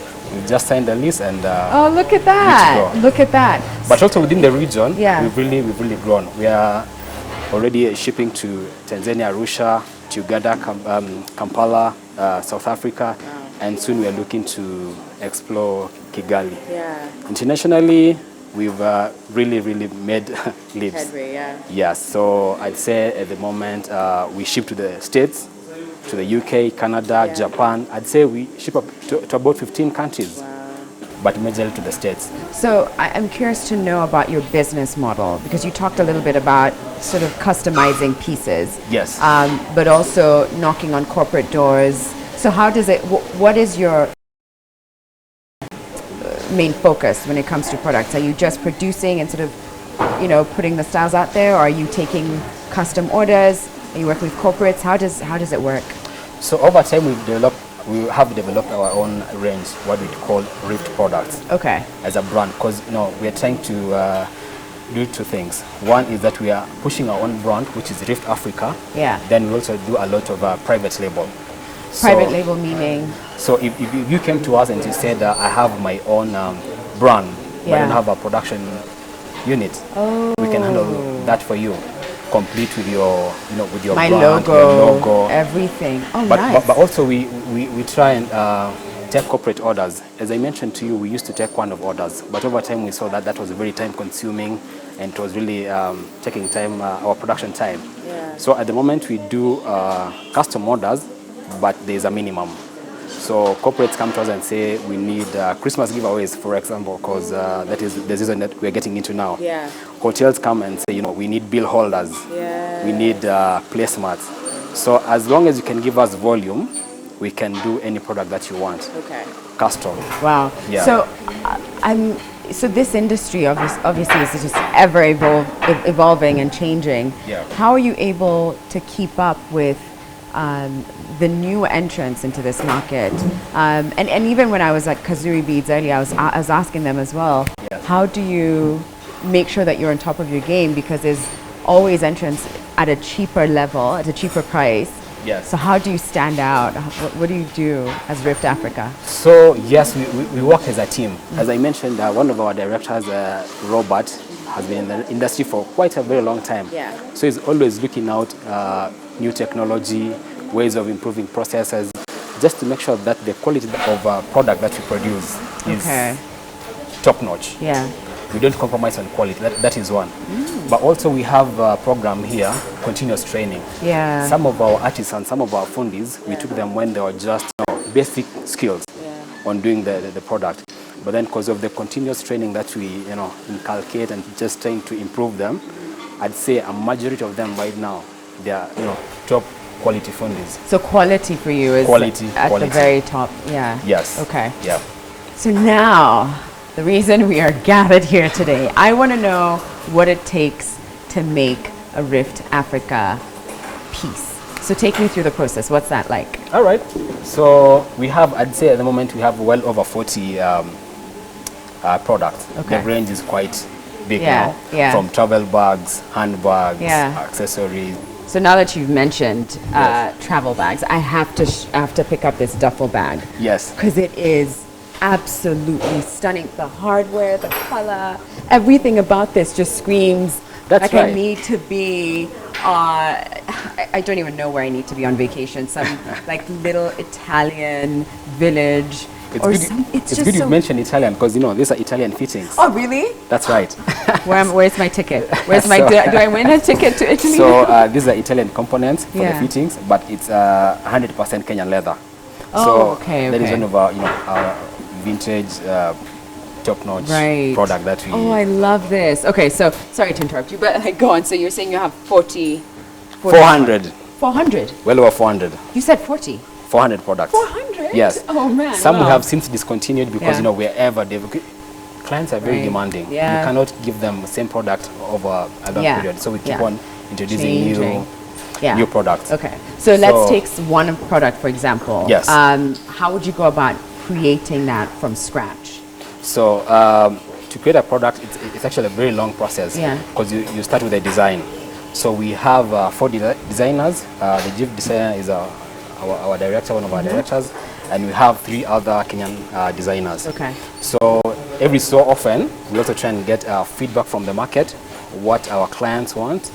We also see the trends, international trends, and try and come up with a product that we think will be able to sell well. So let's talk about, now that we're talking about Italy, let's talk Yes. about let's give an example of a passport holder, Yes. right? Yes. So if you've decided the passport holder, you've decided the size, what would the next thing be? Picking the leather, I assume. So we start from making the pattern for the passport cover. Okay.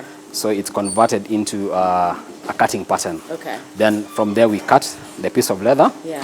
Then after we've cut, because we need to have our brand there, so we go to embossing. Once it's embossed, say our logo Rift Africa and probably the text passport on top of it, Yeah. it comes to the assembly table. Yeah. Here, So at that stage, you can customize and put anything. You at can that emboss stage, anything. you can, we are very versatile. Oh, okay. That's right. Okay, you won us over. You won us over. All right. We love you too. All right. So you go about getting the logo. Yes. Putting it on a machine. So we have a machine called the embossing machine. Okay. So once we have your embossing plate, Yeah. we, after cutting the leather, we place it on top where exactly the client would want their logo to be or our logo to be. Yeah. We hot press using the embossing machine. Then it leaves the impression that is your logo. So I want to take you back a second. Where do you get your leather from? So we at the moment we work with about 5 Kenyan tanneries. So it's all Kenyan leather. Okay. Some within the outskirts of Nairobi, but just a few, 2 out of Nairobi, Nakuru and Sagana. Okay. Yeah, but it's all Kenyan leather. All Kenyan leather. Okay. Yeah. So you were saying, so once you emboss it, what happens? So once you emboss it, now you bring in the assembly table. Okay. This is where the assemblers bring the different pieces together, they glue, then they take it for stitching. So it's a back and forth. So between the assemblers, placing the different pieces together, stitching. Once that is done, it goes to the finishing table where they cut the threads, they wipe off the glue, just burn any threads that are coming out. That's correct. Okay. And just do a bit of quality control just to make sure that the product is good before it goes to the market. Okay. Yes. And then it goes into the store. Goes for packaging. Oh, packaging. Then goes to the store. Yeah. Or goes to the client. On average, how long does it take to create, say, a passport or a bag? Let's talk about a duffel bag like this, but also a passport holder. So because of the wide, variety that we have, Yeah. some items would take probably half a day if it's a big item. Yeah. But something for example, a passport, Yeah. we'd be able to create within 30 minutes. Oh. So, but that is short. The time is shortened because we have, cutting dies that we've that helps to quicken the process. Right. Yeah. All right. But if it's from scratch, then it will be the time will be longer. Yeah. Yeah. So are there any exciting things that you want to share? That are any exciting projects or things that you want to share as we end the show? What's That's right. Yeah. So as I mentioned, we're opening up our 6th outlet in Diani. Okay. Look out for that in Diani on the 2nd of October. Okay. We are going into the Christmas season, and we are coming up with Christmas, hampers for corporates. So look out for very good offers from Rift Africa. Okay. So any corporate would want to give giveaways to their clients. We're starting to take orders now for Christmas. Okay. And good to know, we'll be giving very good discounts for Christmas. Okay. Yes. Oh, good. So we can pick up some new bags That's for right. 2020. That's right. Thank you so much. This was so interesting for me to get a glimpse of what it takes to create a bag from scratch. Mhm. A bag that has most of its parts sourced from Kenya. Isn't that right? Yes. Yeah? Except for like some hardware pieces like this, you said, where it's Italy. But From like Italy. accessories like this hardware pieces, are they from Kenya as well? Yeah, so Okay. we don't source everything from our components from Italy. Yeah. We also try and support small groups here within the good. country, like Yeah. small artisans who do hand cast brass fittings. Yeah. We work with a group of Maasai women in Ngong who do our beadwork. We work with some Maasai women in Kibera. Small groups, just to make sure that we're also giving back to Good. society. Okay. And if I could just mention one last thing, Yeah. our export market is really growing. And there are many Kenyans who live in the diaspora. They'd be interested in probably importing to their country something from Africa. What we are doing now is we are really trying to promote our exports. So anyone out there who'd be interested in partnering up with us, either with their own brand, to stock some of our brands, we're open to that. Okay. The good thing is we're now giving a very generous discounts, 45% for all exports. Wow. So, and knocking out VAT, so that makes it very affordable for them. All right. Yeah. Well, thank you so much. Thank you. And thank you guys for watching. I hope you enjoyed today's show. We got to get a glimpse of 2 brands that have had a profound impact on the I guess both of them are in the fashion industry and manufacturing industry, that they are able to source their products here and create beautiful pieces and not just share with Kenyans but with the rest of the world. I think that's something to celebrate. So, yay. All right, we'll be back tomorrow, 8 a.m. sharp. For now, I'm going to go bag shopping. See you guys. Have a great rest of the day. Bye.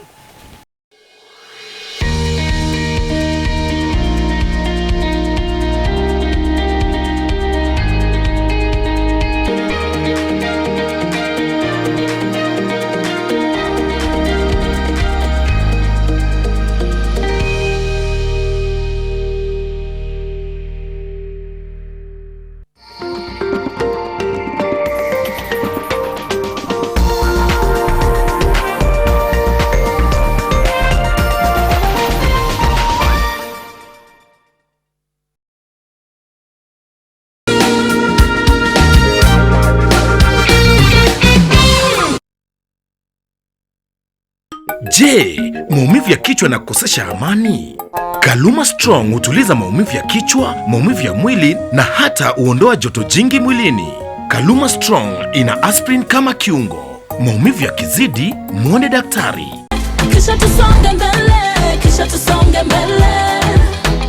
Kisha tusonge mbele, kisha tusonge mbele. Tusonge mbele. Tusonge mbele na Fiber Mobile. Get a Fiber SIM card today and enjoy Tusonge mbele bundles at affordable prices.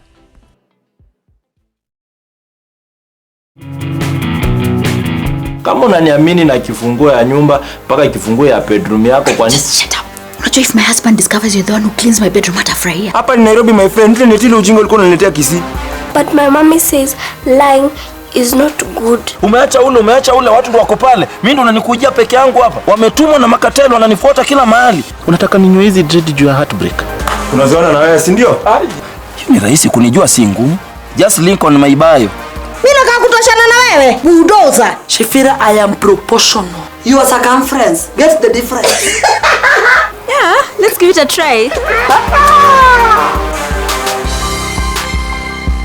Welcome to Turkana University College. Turkana University is a center of research, innovation, and technological development. Apply now for our January, May, and September intakes. Turkana University, the cradle of knowledge.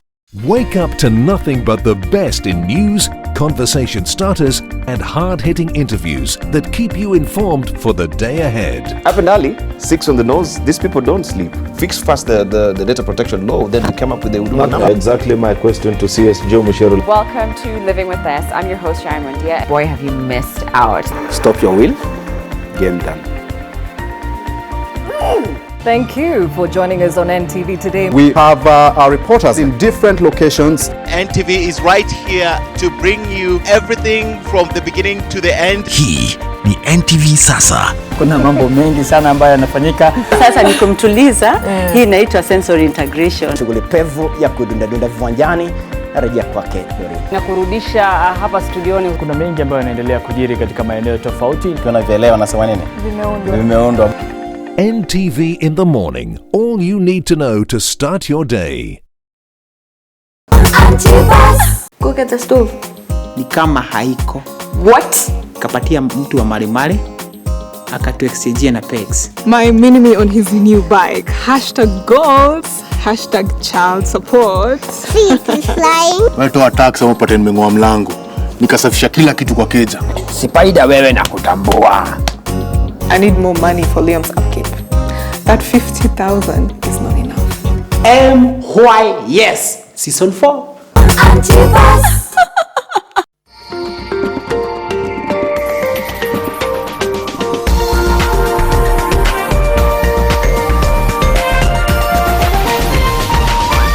This is NTV.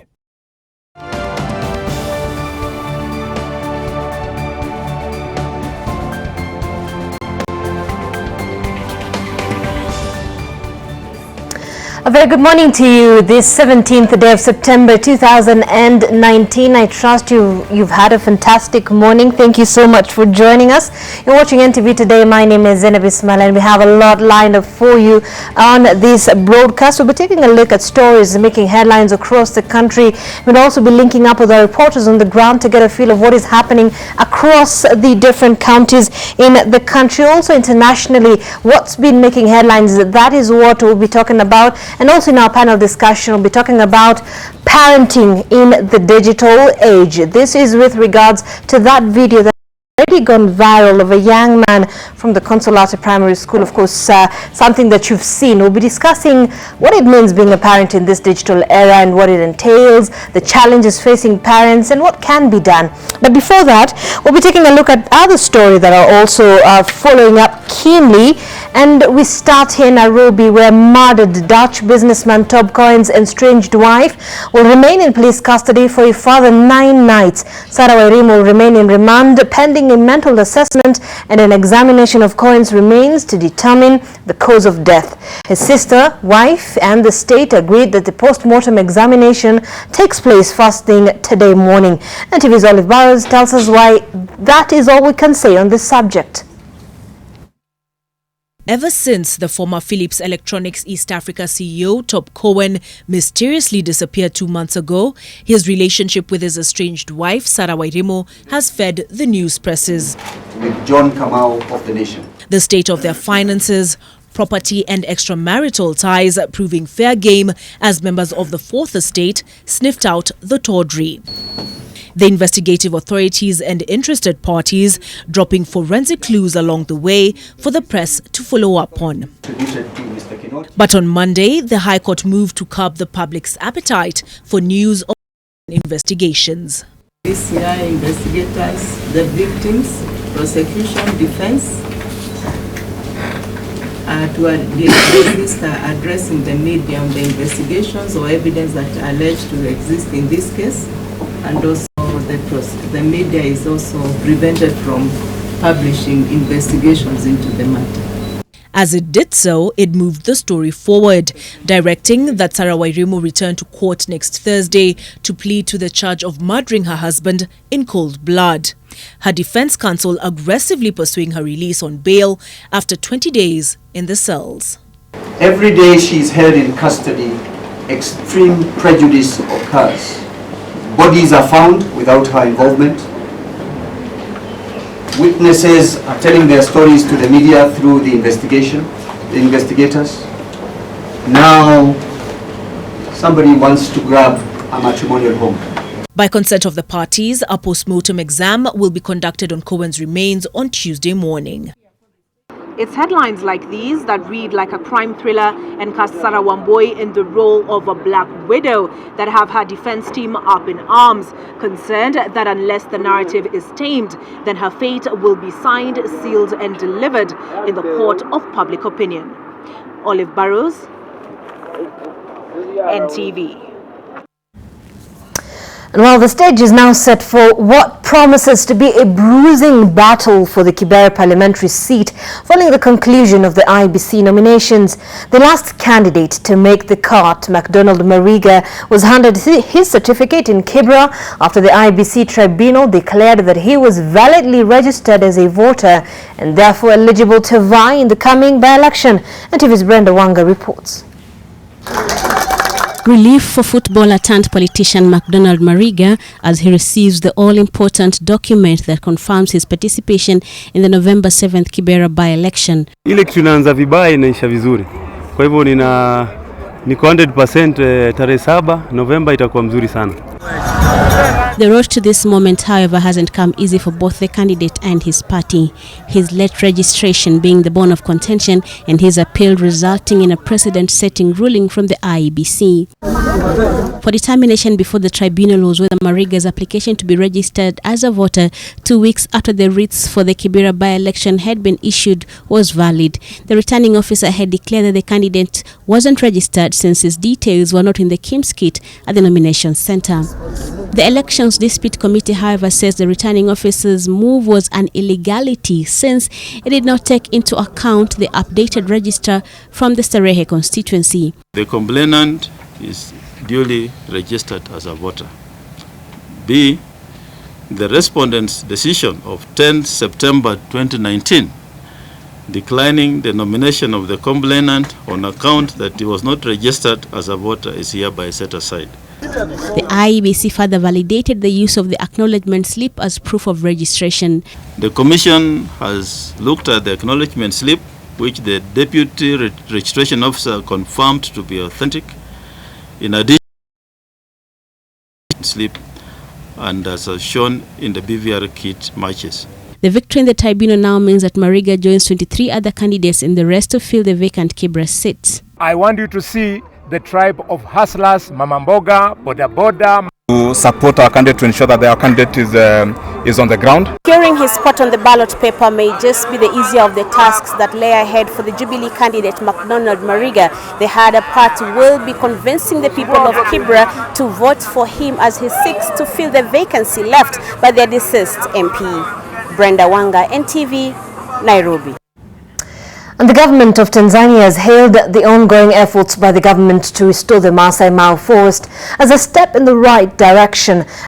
During the 8th edition of the Mara Day celebrations in Mugumu in Tanzania, an event that not only seeks to improve cohesion between the two countries, but also assess the two countries' shared responsibility for the conservation of the Mara River Basin. Bridget Singana reports that Tanzania is alarmed by the dwindling levels of the Mara River. The Mara River faithfully follows the path it has known for eons. Where the hippo's head would only be seen momentarily from above the swollen river waters, they now lie exposed in the same habitat they previously found refuge and comfort. This is the river of life, not just for Kenya, but also for Tanzania, as it cascades towards the Lake Victoria in Tanzania. And the neighbors have taken note of the deteriorating quality and quantity of the water on their side of the border. Utaona kwamba mto Mara wetu una maji machache sana. Ekolojia hii ya Masai Mara Serengeti inakabiliwa na tisho kubwa kuliko siku zozote maishani. Nachukua fursa hii kuomba washiriki wenzetu kutoka Kenya kuchukua hatua mwafaka katika maeneo hayo yote, kwa kuwa uhifadhi na usimamizi wa bonde la mto Mara unategemea juhudi za pamoja kati ya serikali ya Jamhuri ya Muungano wa Tanzania na serikali ya Jamhuri ya Kenya. It is a clarion call to all of us that the future of the Mara ecosystem is our future. Sustaining this ecosystem means sustaining the bloodline of the Serengeti and Masai Mara. Apart from celebrating cultural diversity and the shared wildebeest migration, the 8th edition of the Mara Day celebrations saw Kenya and Tanzania resolve to set up a fund that will respond to the challenges of the Mara River ecosystem, such as climate change and human interference.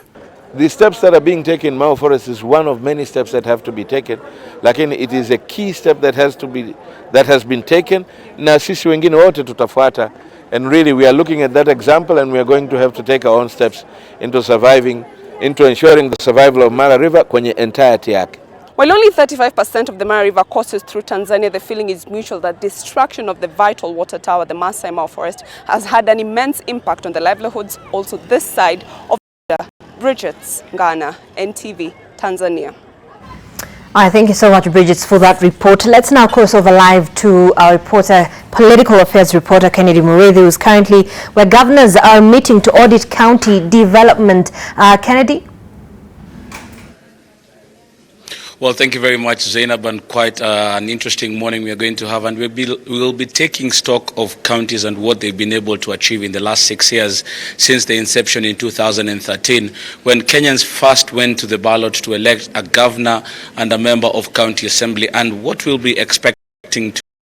They have been having an in-depth look at what counties have been doing in the last 6 years. This is in the first term of governors and now into the second one, and they want to give a report on what has been happening with regards to how they've been able to improve the lives of those people in Mashinani, and whether there is anything that has actually been done by these governors. Most of them come to Nairobi and they've been calling press conferences saying that they've been able to do so much at the ground, and yet probably this report that is going to be released today, which we do not know the contents of this far, is going to probably give an in-depth look of what they've been able to do. But I've also seen since yesterday when the press conference went out that this report is going to be released today, there are some people on social media who've already been discrediting it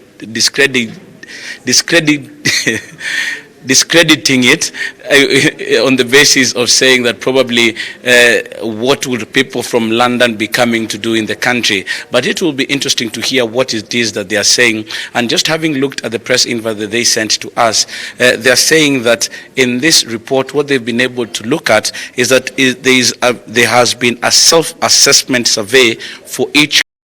Specifically, they've been able to traverse all the 47 counties and what is on the ground. So that is basically what we'll be expecting. The sample size is 1,410, and they are saying that they were able to reach out to 10 people per town or per village. So it will be interesting to hear what it is that they have been able to do. What is this report about? Is it going to give a true verification of what is happening in counties, because there are those, the governors have been also agitating for more money to go into the counties, and the thinking is they've been able to do so much with the little that they've been given, and if they're given more, they will be able to do more. So today, this report will be giving an analysis on who is on top and who has turned out to be the last, which counties have been able to change the lives of those people who live in them. Some of these governors, you'll remember, are first-time governors, and they've only been in office for 2 years, but in the last 5 years, there were also governors in those particular positions. So what will be the parameters? Are these governors going to be ranked? If there are new governors, are they going to be ranked with regards to them having come into office just 2 years ago? Will they be ranking the counties as by regards to the governors who are there earlier on? And all these parameters we'll just be waiting to see. But in discrediting all the other opinion polls that have been done earlier, they are saying that they have been populist surveys that have lacked depth. This is actually an affront on all the other reports that have been done by all the other opinion polls that are pollsters that are here in the country. So this London-based consortium says that they've been able to do what no other person has been able to do. At this particular time, Zainab, is that people are just walking into the room. Media is setting up just to hear from them, but the owners of the report are not yet here, and we will want to hear what it is that they have to say with regards to this report. Who is on top in counties, who is at the bottom, what can they do to improve their current status at the moment. So we're just waiting to hear and to see what it is all about. But what we do know is that we do not know the contents of that report as of now. Back to you, Zainab. I thank you so much, Kennedy, and of course we'll be looking forward to that, and we'll definitely not be discrediting that report. Well, away from that, a video of a boy hurling insults at one of his classmates has gone viral on social media, raising questions on the role of parenting in the digital age. The boy, who was vilified online, posted another video apologizing to the public, also shedding light on how exposed young social media users are to cyberbullying. NTV's Sharon Baranga puts it all into perspective. Different social media platforms were awash with a video of a young boy who was evidently angry at one of his classmates and was hurling insults at her while threatening her at the same time. Parents at the school demanded that he be suspended. The boy, who was berated by social media users, posted another video apologizing for his conduct. The disturbing content raised eyebrows, because it's a parent who trains the child on how to speak and which words to use. Parents have abandoned their duty of taking care of their children, so they have brought in gadgets to do that. That language is language found in films, so that is what he has been watching. So what is the best way to handle such a case? It's a matter of control. What is my child watching? What are they doing with the gadget that I have given them? Psychologists say the reaction by a number of adults who came across that video is also wanting. Many online users who widely shared the video also hit out at the child over his foul words. It is a matter of we grown-ups being a little bit responsible. When I see that, do I spread it? Because this is a child. After all is said and done, even if he has done what, it's still a child. And they need to be corrected in the right way. In Germany, a group of children protested against their parents, saying they spent too much on their phones. The children complained they were not getting the attention they needed from their parents. My word for parents is walk a journey with your child right from the beginning. It only takes a few years to bring up a child. Just a few years. Commitment for just a few years. To stop cyberbullying, parents are advised to be supportive of their children as well as monitor their child's use of technology, as such attacks could scar a child and have a lasting impact. Sharon Baranga, NTV. And that report there by Sharon Baranga will be forming the basis of our discussion this morning. And I'm joined by Joy Mdivo, who's a mother, a lawyer, an activist and a human rights defender. We also have Joseph Kago, who's a youth mentor, a corporate trainer and a media personality, as well as Esther Mbao, a mother as well and a counseling psychologist. Thank you so much for joining us, ladies and gentlemen. Thank you. I'll start with you, Joy. I mean, this is a video that had gone viral. It's still trending on social media, and of course it's raised a lot of questions on the role of parenting, especially in the digital age that we are in right now. What is your reaction to, you know, because people say this is just one reported case, it's a reflection of us as a society. What do you make of this? We have to appreciate that our children are growing up in more challenging, in a more dynamic, faster environment than we grew up in. When we were growing up, if you were exposed to pornography, it was somebody who had a very tattered copy of Playboy that was being looked at in the girls' toilet over break time. And that was the bulk of what you know, it was boys just sharing, you know, dirty little pictures, and, you know, once you've seen it, it's gone. But today you have children who, it's in the programming, it's to find something of particular interest. You're not just exposed to what's in front of you. You can sit and worry and wonder and find it. And what that does is that we fail to appreciate that our children are just as, in fact, the same capability that we had. We keep saying that they are cleverer than us. No, they're just more exposed than us, but they're just as immature as we were at their age. If you think about what was important to you when you're 8, when you're 9, it's the same thing with your children, but they're exposed to so much more, they're processing so much more. But we have so much less time for our children than our parents had for us. And they don't have the benefit of being brought up by the total strangers dealing with much less guidance. And what it does at the end of the day is we think that children are intelligent and sophisticated. It's only that the way they arrive at children, it's 18 years. Once they go off to secondary school and they're in boarding school, that's it. They're out of your house, literally, because the next it's campus, next it's the world. So you just have all of 14 years to actually put something in your children that they can carry for the rest of their lives. So we need to be more deliberate about how we parent. All right. Joseph, I'd like to get your view as well on the same with regards to the fact that you actually, you know, encounter these young children and you talk to them and you mentor them. What are some of these challenges that they face that would perhaps signal such kind of behavior? All right, thank you. See, the problem, Zainab, today is we're living in a society that is really permissible. Anything goes. Anything goes. And as soon as it's termed that it's popular, it becomes normal. And soon enough, it becomes, I mean, everyone embraces it as nature. So instead of pointing out to the root of the issue, we are busy. I mean, there's really a problem, especially with the kids, that is emanating especially from home. Home in this sense.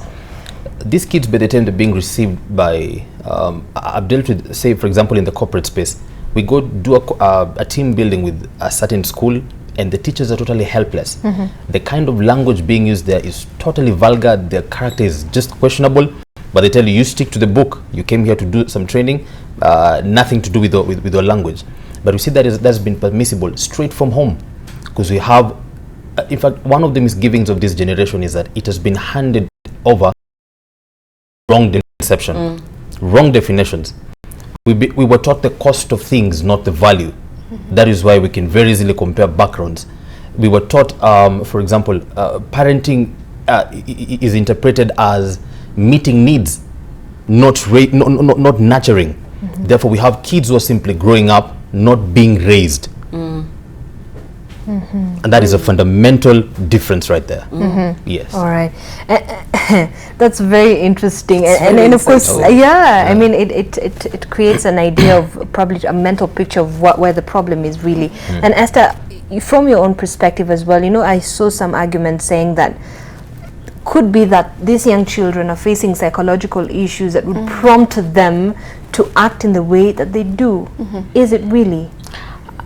Everything begins in the mind. So yes, there could be some psychological issues. But let me say, we live in a society where there is no regulation. First self-regulation, regulation in the home, and then we take that regulation out there. There are no rules, there are no boundaries, and even if they're there, no one is really adhering to them.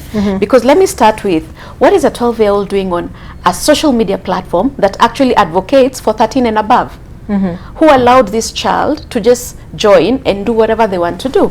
So first, we need to come to a place where we are self-regulating ourselves. Then we can regulate our homes and then be able to be the parents that we're supposed to be. Because as we look at, in terms of the psychological issues, there's also lack of authority. If there was authority, you'd know, as a leader in my home, these are the needs of my children. So psychologically, we're not meeting the needs of our children. What we're actually doing, we're giving them material things to counteract the time, the affection, and the love we're supposed to be giving them. Yet this does not replace the primary need of love, affection, and direction that our children need. So as parents, I think in as much as we're in a fast-paced world, we need to go back to the basics, which is we need to parent our children, be the authority, be the voice of reason, and actually bring them up in a system where there are values, there are boundaries, there are rules and regulations. But do we solely just blame the parents? It's a society as a whole, I would say. Like you said, basically, it's just a reflection of what is going on. This was just, it's just that it trended. But basically, there are so many other, things that do not actually come to the limelight. Yes, there's so much that happens behind closed doors, behind the scenes, that don't come to the fore. I can tell you for a fact, right now, our young children as young as 12 are dealing with sexuality issues. It's just that it's not trending. But I can tell you, we've seen an upsurge, especially with counseling issues, in terms of sexuality issues. And you're wondering, what is going on? And when you have a conversation with the parents, sorry to say, parenting has gone to the dogs. Because you sit down, you listen to this parent who looks so helpless, and you're wondering, what do I do? Where do I start? Is it the child? Is it the parent? So something has totally gone off, especially with us as the parents, because children also, they don't do what we say, they do what we do. So they actually just imitate what we are doing. They are sponges who that absorb whatever is within the environment. All right. Yes. And talking about parents, Joy, do you think then we should have probably parenting classes or training on parents on how to become good parents, or shouldn't that just be innate, naturally occurring? I think that's part of the problem. We think we can learn everything in a little course, get a certificate, and we are certified to be parents.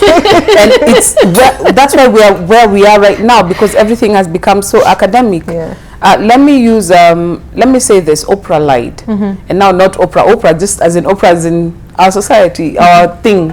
We lied to ourselves. We lied to ourselves that we could have it all. We lied to ourselves that if you think it, dream it, pursue it, you will achieve it. And especially for women, this has become a bit of a dichotomy. Our mothers used to make a very clear choice, whether career women and never bothered to have children. And they excelled in their careers and they reached the top echelons, and that was just them. And the ones who chose to be homemakers would do a little modest job, either they'd be a secretary or a nurse or a teacher, a job that allowed them to be a homemaker as well. We want to have it all. I want to be a politician. I want to be a lawyer. I want to be active in church. This is actually me. That's my life. So you'll find I have church meetings. I have board meetings. I have school meetings. I have my meetings with the Law Society. I want to run for office. I want to come here and comment on. I want to have it all. And I want to be a mom. And I'm just one. There's just 24 hours. It's extremely overwhelming then. And it gets to a place where something has got to give. You cannot be good in everything at all the time. We have outsourced parenting. Like I keep telling people, my house help is like my wife. I take care of her the way my husband takes care of me, because if she crashes, I burn. And it's gotten to a place where if auntie says tomorrow she's leaving my life, I don't know where I would start. I'd be completely lost. And it's because I have outsourced my mothering, a big chunk of my mothering to her. My youngest called me mommy and called her mama. There's a reason why I'm being vulnerable. Is because there are very many women walking a mile in my shoe. And there are times I sit down with my 14-year-old, I have a 14-year-old girl, and she says something, and I look at her and wonder, when did you grow up? When was this thing? And if you talk to her, she's like, oh yeah, she talked about the other, and I'm looking at her, I'm like, my house girl knows more about my children than I do. And now I'm reassessing my life and I'm thinking, what do I need to cut out? I've started pulling back on some activities to try and be more present at home. We are sold a pipe dream. And I think for individuals, we need to start giving people the permission to be fine. So you have a law degree, but that doesn't mean you have to be the biggest high-flying lawyer in town. It is fine to be an excellent mom. There are people who took out 10 years in their career to raise a family, then went back to the job market after. We need to stop penalizing and punishing ourselves for being good parents. Being a good parent is just as important as being at the top of the career ladder. Because if you find anybody on their deathbed, they don't say, I really, really wish I'd closed that brief. It's always about relationship. I wish I'd invested more. I had spent more time. I had just one more day. That's what people always wish for. So let's reassess our priorities and hopefully salvage something. All right. And Joseph, probably you'd like to add on that. You know, Joy has talked about something very important, which is she's talking about what sacrificing family values for success. I believe that that's exactly what you meant, right? So the consequences of this is probably what we're seeing with our young people at this point, right? Yes. Actually, probably would put it metaphorically, we are at a point whereby we are responding to the thunder. We're responding to the sound that is finally evident. But we missed the gathering clouds. We missed it when the clouds became dark. We missed the lightning.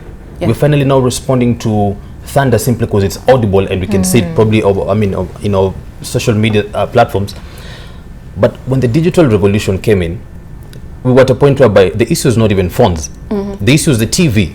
We've not even sorted it out fully, like how to handle our kids and the TV. We've not even answered the question of should they have the TV sets in the rooms? When how much time are we even able to control the content? We've not even been able to all that. We're just responding to the thunder because it's finally in our ears. Yet the very silent sound and yelling from the kids was one from the beginning. The kids are asking, it is not enough to exist. We long to belong. So when we could not find parents, or we could not find elders or seniors to walk with us, we looked for something that would attach. We would attach. So they found their peers, they found the social media, and social media has a mindset of its own that is really just cultured around relating. That's why you will like, you will follow, you will find a friend, something that gives you a mental concept that I'm actually relating to this. They're just yelling and saying, I long somewhere that I would belong. Someone who would understand that. And that's the space of mentorship. Anyone who comes close to them and shows them, you know what, I don't care where you study, what you have in life, I just care to know you as a person. Mentorship is not just pointing to an issue, it's not just pointing to an issue, but pointing to a direction that has been missed. Therefore, walking with them in the right path. Because it's the path they missed from the beginning.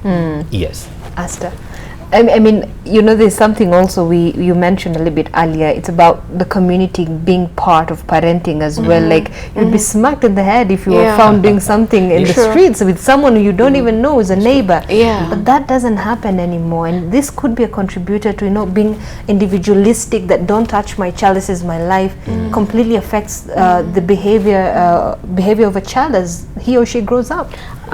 In as much as we're embracing technology, we're embracing things from the West, we still need to remember we're Africans at the end of the day. At the core of it all, there was a lot of good in being an African. There are a lot of values that are imparted in just sense of community.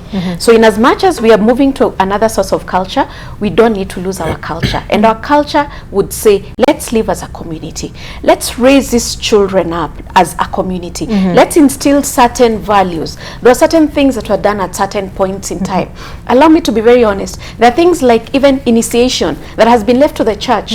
Yet we still have our elders at the back at the village to take our children through this process and instill the community values so that our culture, our heritage is not lost. But what have we done? We have made our life so easy. Like she's saying, we outsource everything. So the easiest person or the easiest thing to outsource to, we do it. But we don't sit back and ask, in as much as I'm outsourcing, what do I want to see at the end of the day with my children? Because you can take them to the best schools, you can take them to the best hospitals for whatever procedures, but when they leave that house, what are they living with?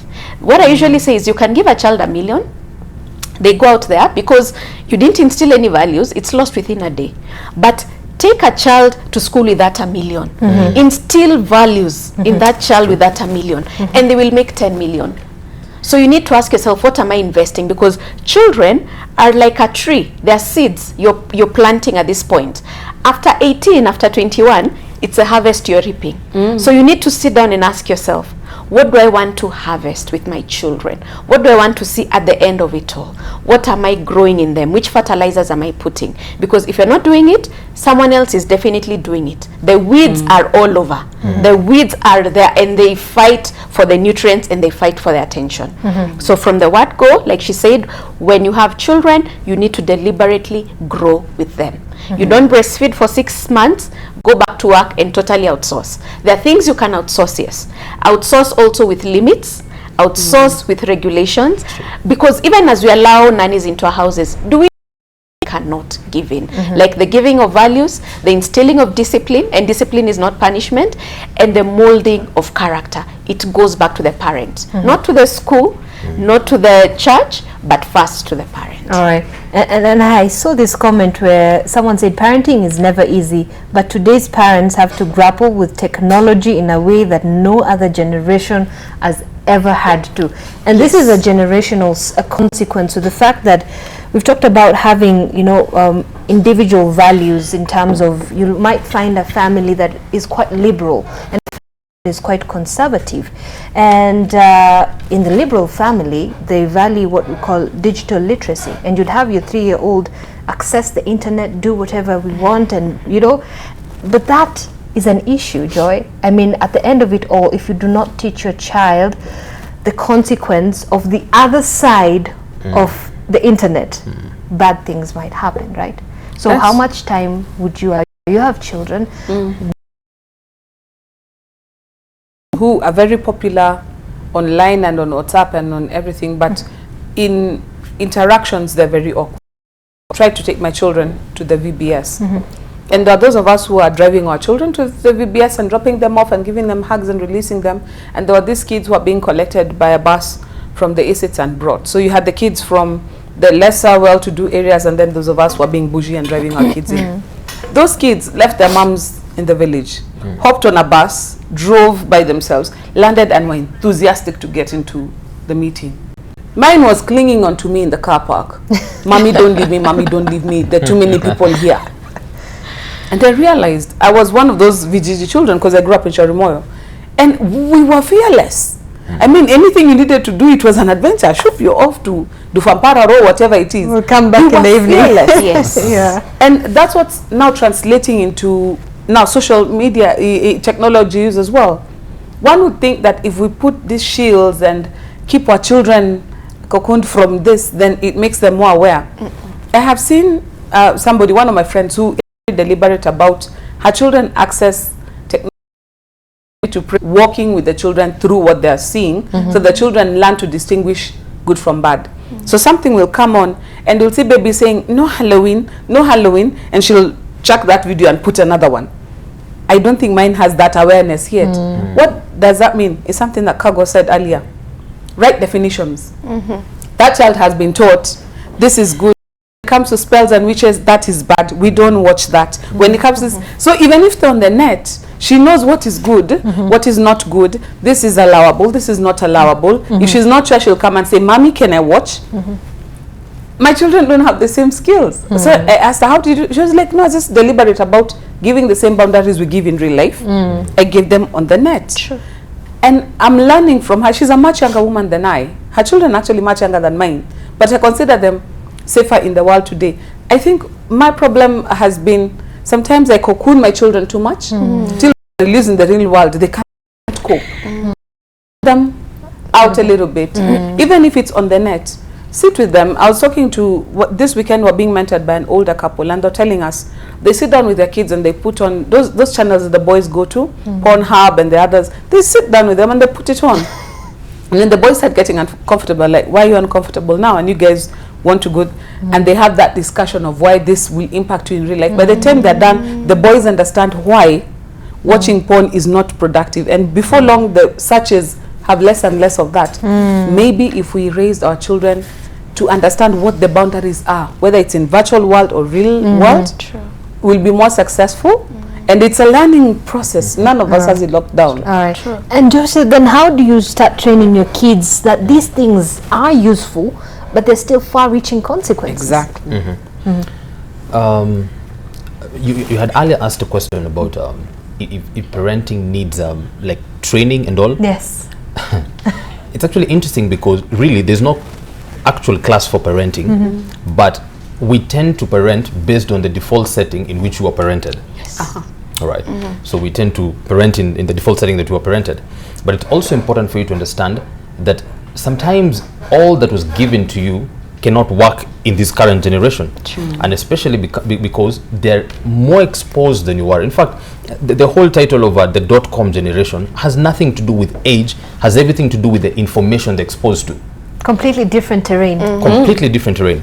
So if these kids are guided from the onset, we have to have parents who will first allow themselves to be mentally aware that I cannot just pass on. They can, our own mothers sometimes cannot even be able to operate smartphones. This is a kid he can be able to operate basically anything. So they're operating way ahead of their years. Yes. So especially for the place of mentorship, there's somewhere where we lose these kids. Yeah. As a matter of principle of our existence on earth, there's a principle that says you cannot exist on two realms at the same time. I cannot be in the womb and be on the earth at the same time. So I'm either in one of the two. That sounds very mentally okay. But there's a point we miss, a very subtle place that we actually exist in both, at a place of transition. And what this generation has missed is the midwives to transition them from one realm to the next. So I have my foot in one I have my foot in one realm called adulthood. I'm trying to adjust into this, but at the same time, my other since no one can notice it, I'm lost in the transition. Where are the midwives of our generation today? And that's where we lose most of our kids. That's where we lose most of them. All right, before I start, you give a comment, just like to remind our viewers that you can call in live if you want to be part of this discussion.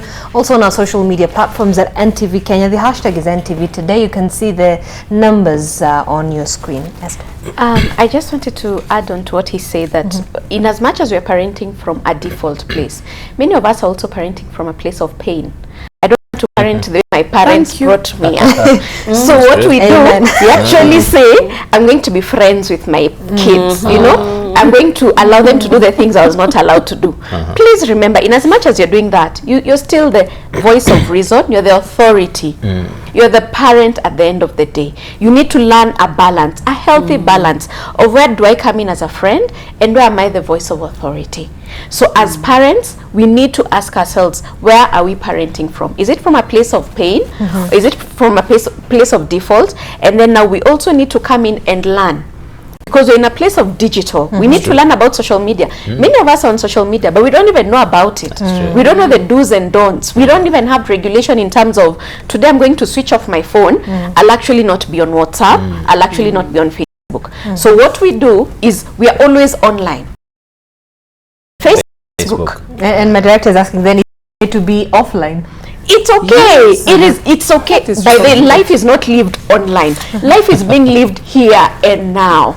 So what you need to do is teach your children there's a time to be online and there's a time to actually live life. So you need to have regulations.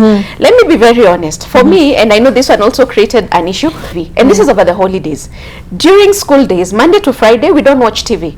Very deliberately. That's a rule. And they have embraced it. Over the holidays, even my 5-year-old, I will not lie, he has a tab. Because he used to keep on asking his brothers for their phone, and the brother is like, but it's my phone. So what we did, everyone has a gadget, but we have limits. Between 10 and 11, you can use your phone. Other than that, you keep it away. Go read a book. Go help with the house chores. All of you, if you're watching TV, agree on a program. What we need to do at home is teach our children also life skills. The skill of sharing. If they're watching one program, they've sat down and agreed. They've fought a bit, you know, they deliberated. So you're also teaching them skills that they will need outside there. Instead of keeping them in a bubble. And then, like she's saying, you go out there and your child is like, whoa, this is how life is, actually is. So you need to teach the social skills, you need to teach them regulation. So it is okay for them to have the gadgets, but have limits. In my house, you only join social media after 13, because that's what they say. Instagram says if you're over 13, you can join. Facebook says if you're over 13, you can join. Before that, we are not joining, and our phones are open in terms of I can access it anytime. I can be able to keep track of what you're doing. There are also apps that parents, if they didn't know, there are apps you can use to track. It's called, I can't remember the names, but there are a few apps that if you go and look for in Google Store, you can use to track what your child is doing on their phone. You can also track their time on the phone with those apps.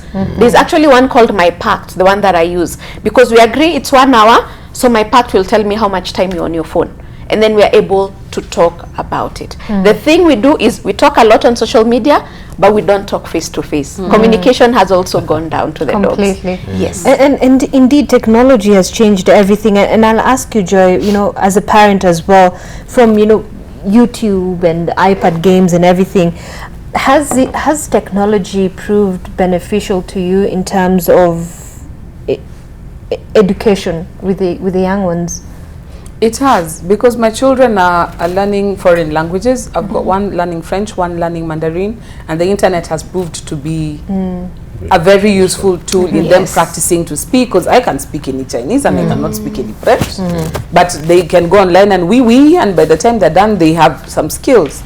And I've seen that translating. And even for the little one, she learned her ABCs and her counting and phonetics, those, the abacada, because us guys learned ABC, D, E, F, G, H. These days, it's the alphabet is phonetic.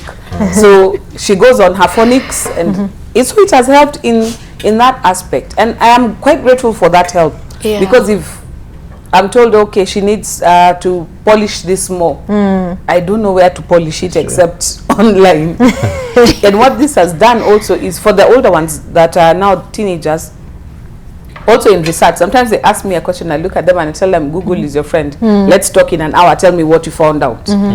So I have used technology also to sort of help me to advance their knowledge, their worldview. There are times we've discussed, you know, they've asked me about some of the things they comment about, and they're like, oh, where did that come from? Now I'm like, we need to learn some of Kenya's history. And we learn stuff, they're like, oh, so this actually happened. And they see the old newsreel videos. So technology has had a very big impact on that particular aspect. So it's not all bad. It's a matter of understanding, separating the good, the bad, and the ugly, so that you reap the benefit, but don't reap the whirlwind. You try and just get what is good for you. And Joseph, another issue also that has come out is the fact that young children are now more exploited or more exposed to cyberbullying, and we've seen that with several cases, including Wendy Waini the other time. Also this young man, of course, we saw there's quite a lot of cyberbullying as well. How do you start protecting these young ones, as much as they are on social media, against such? I think I'll refer to what Esther already mentioned. It's very important for them to know that the internet is good enough for probably entertainment as a source of knowledge. The problem, you see, we have two definitions.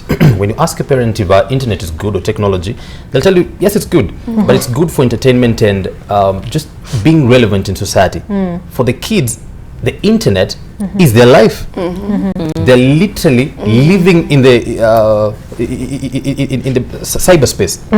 Now, I have a problem with that, because the internet is, especially, this is what I normally say, in the table of healthy civilization, the internet is good, we agree, but it's good for dessert, not for the main course. Good. Not for the main course.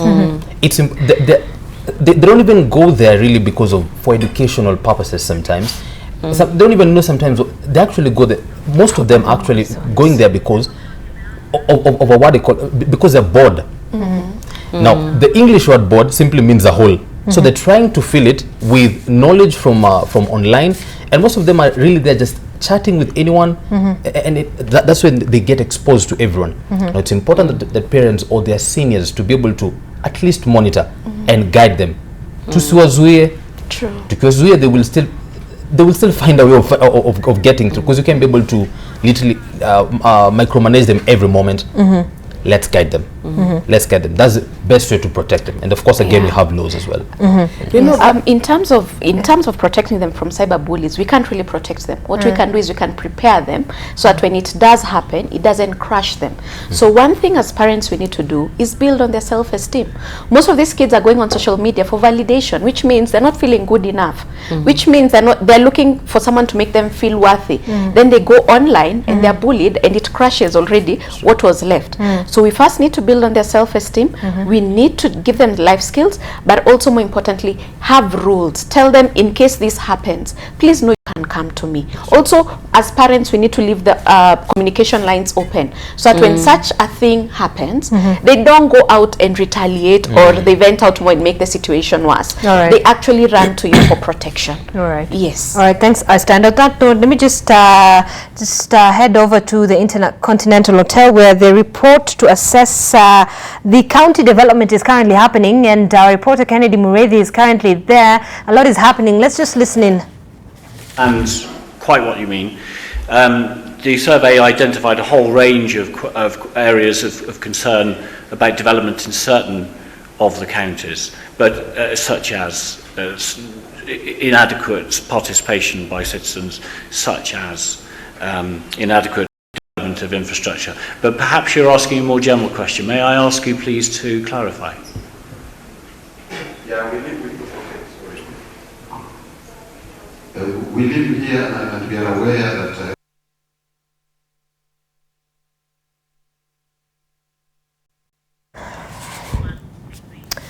All right, and we do apologize for that technical hitch. They, of course, will be crossing over live to the Intercontinental Hotel, where the auditing of the county development is currently happening. We'll be getting more details on that event. But before that, we'll just get back to our discussion this morning. And of course, Esther, you raised the issue about cyberbullying and that how affects children, and especially with their development as well. Yes.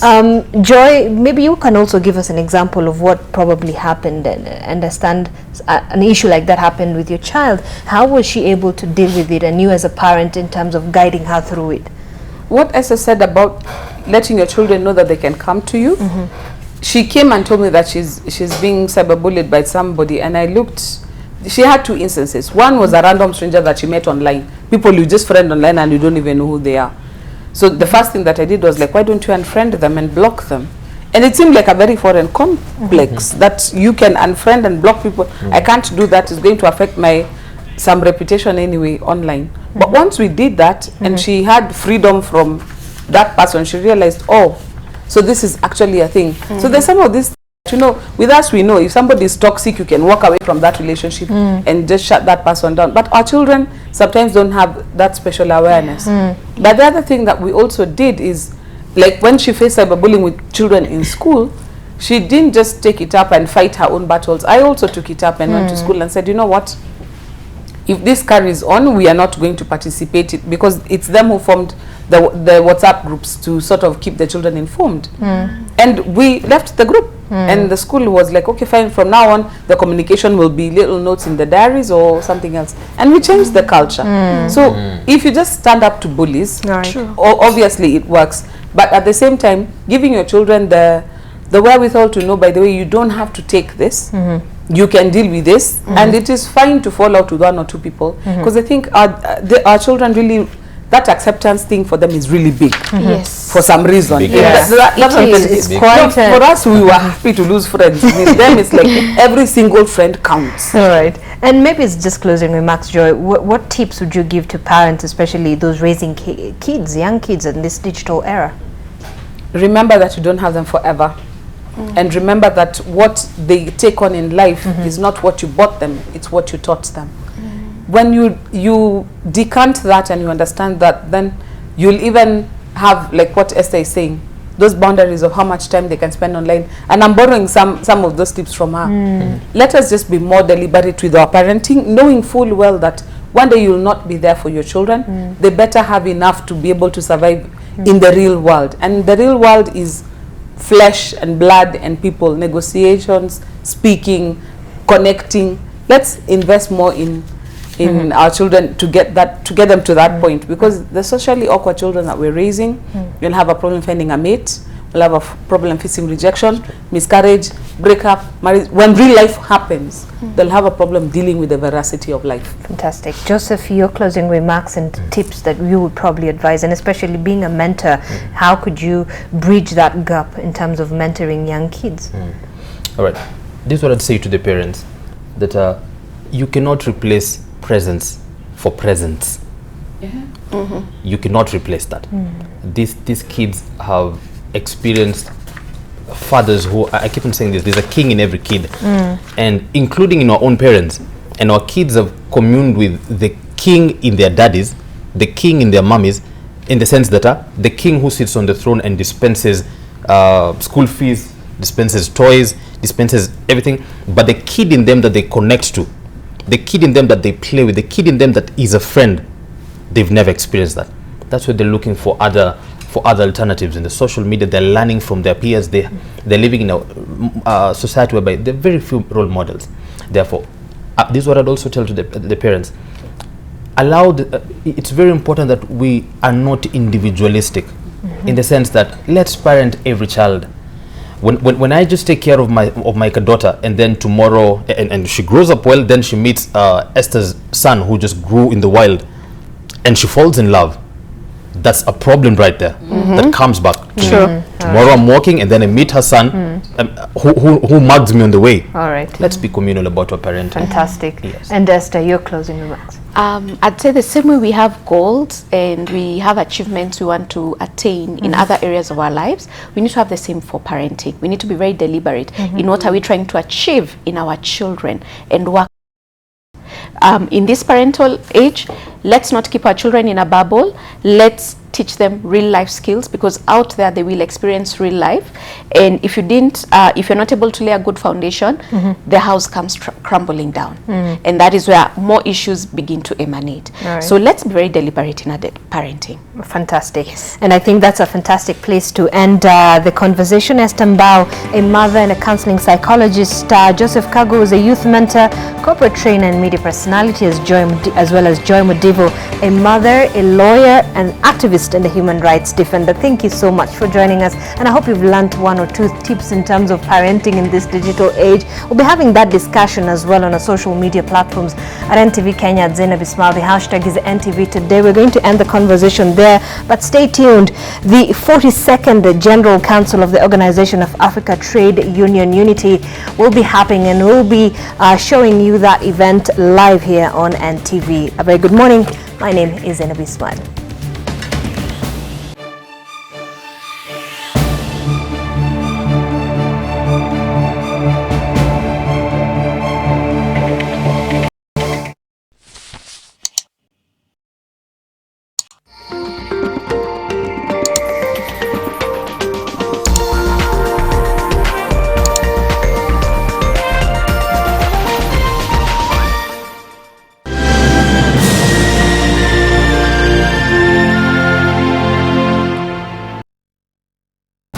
Enjoy all your favorite NTV programs on all free-to-air set-top boxes and digital TVs. Catch us on ADN Channel 101 and 103, DSTV Channel 271, GoTV Channel 91, Zuku Channel 13, and StarTimes Channel 106. Download the Nation News app from apps.nation.co.ke to watch this live broadcast. NTV, turning on your world.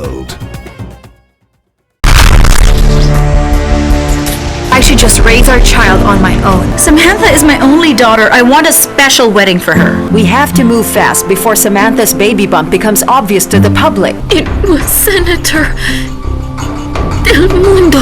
She's been transferred, but she's still being guarded by the cops. You want to see him? Then come with me! Sander! I said let go of me! Get it!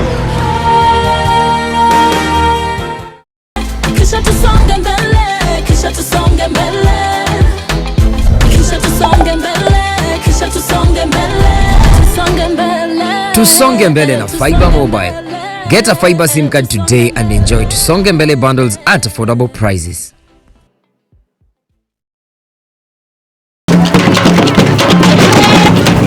Tana River County Government under the leadership of His Excellency Major Retired Dr. Dado Gubana invites you to the first ever cultural extravaganza in Hola on 19th to 21st September under the theme Unity in Cultural Diversity, Uncovering the Treasures. It will focus on peace building, conservation, trade, tourism and culture.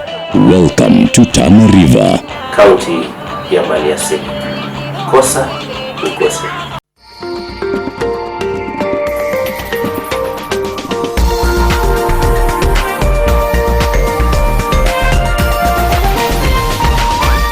This is NTV.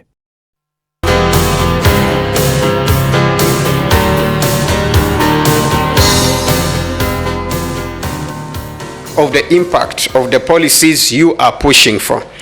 Sometimes what works, say, in Europe may not have a positive effect in Africa. Let us have solutions for Africa that works for Africa.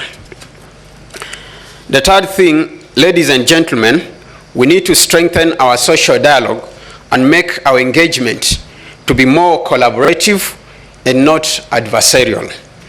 I have observed that in most cases our end goal, whether you are an employer or you are a worker, is the same. We all need high incomes. We all aspire to create wealth for ourselves and our generations and aspire to enjoy a high quality of life. The how we attain it is where we differ. But if we engage constructively in social dialogue, we are able to get a way that is a win-win to all of us. The employer does not need to succeed at the expense of the worker, neither should the worker win at the expense of the employer. No, we should promote positions that are not detrimental to the welfare of the workers, employers, and governments across Africa. It is not in the interest of the employers for their workers to live in pathetic conditions. Neither is it in the interest of the workers for the enterprises to fail. Business Africa consistently call upon governments and leaders in the labor sector to work together to solve the challenges we all face in a collaborative way. This will help us avoid bad situations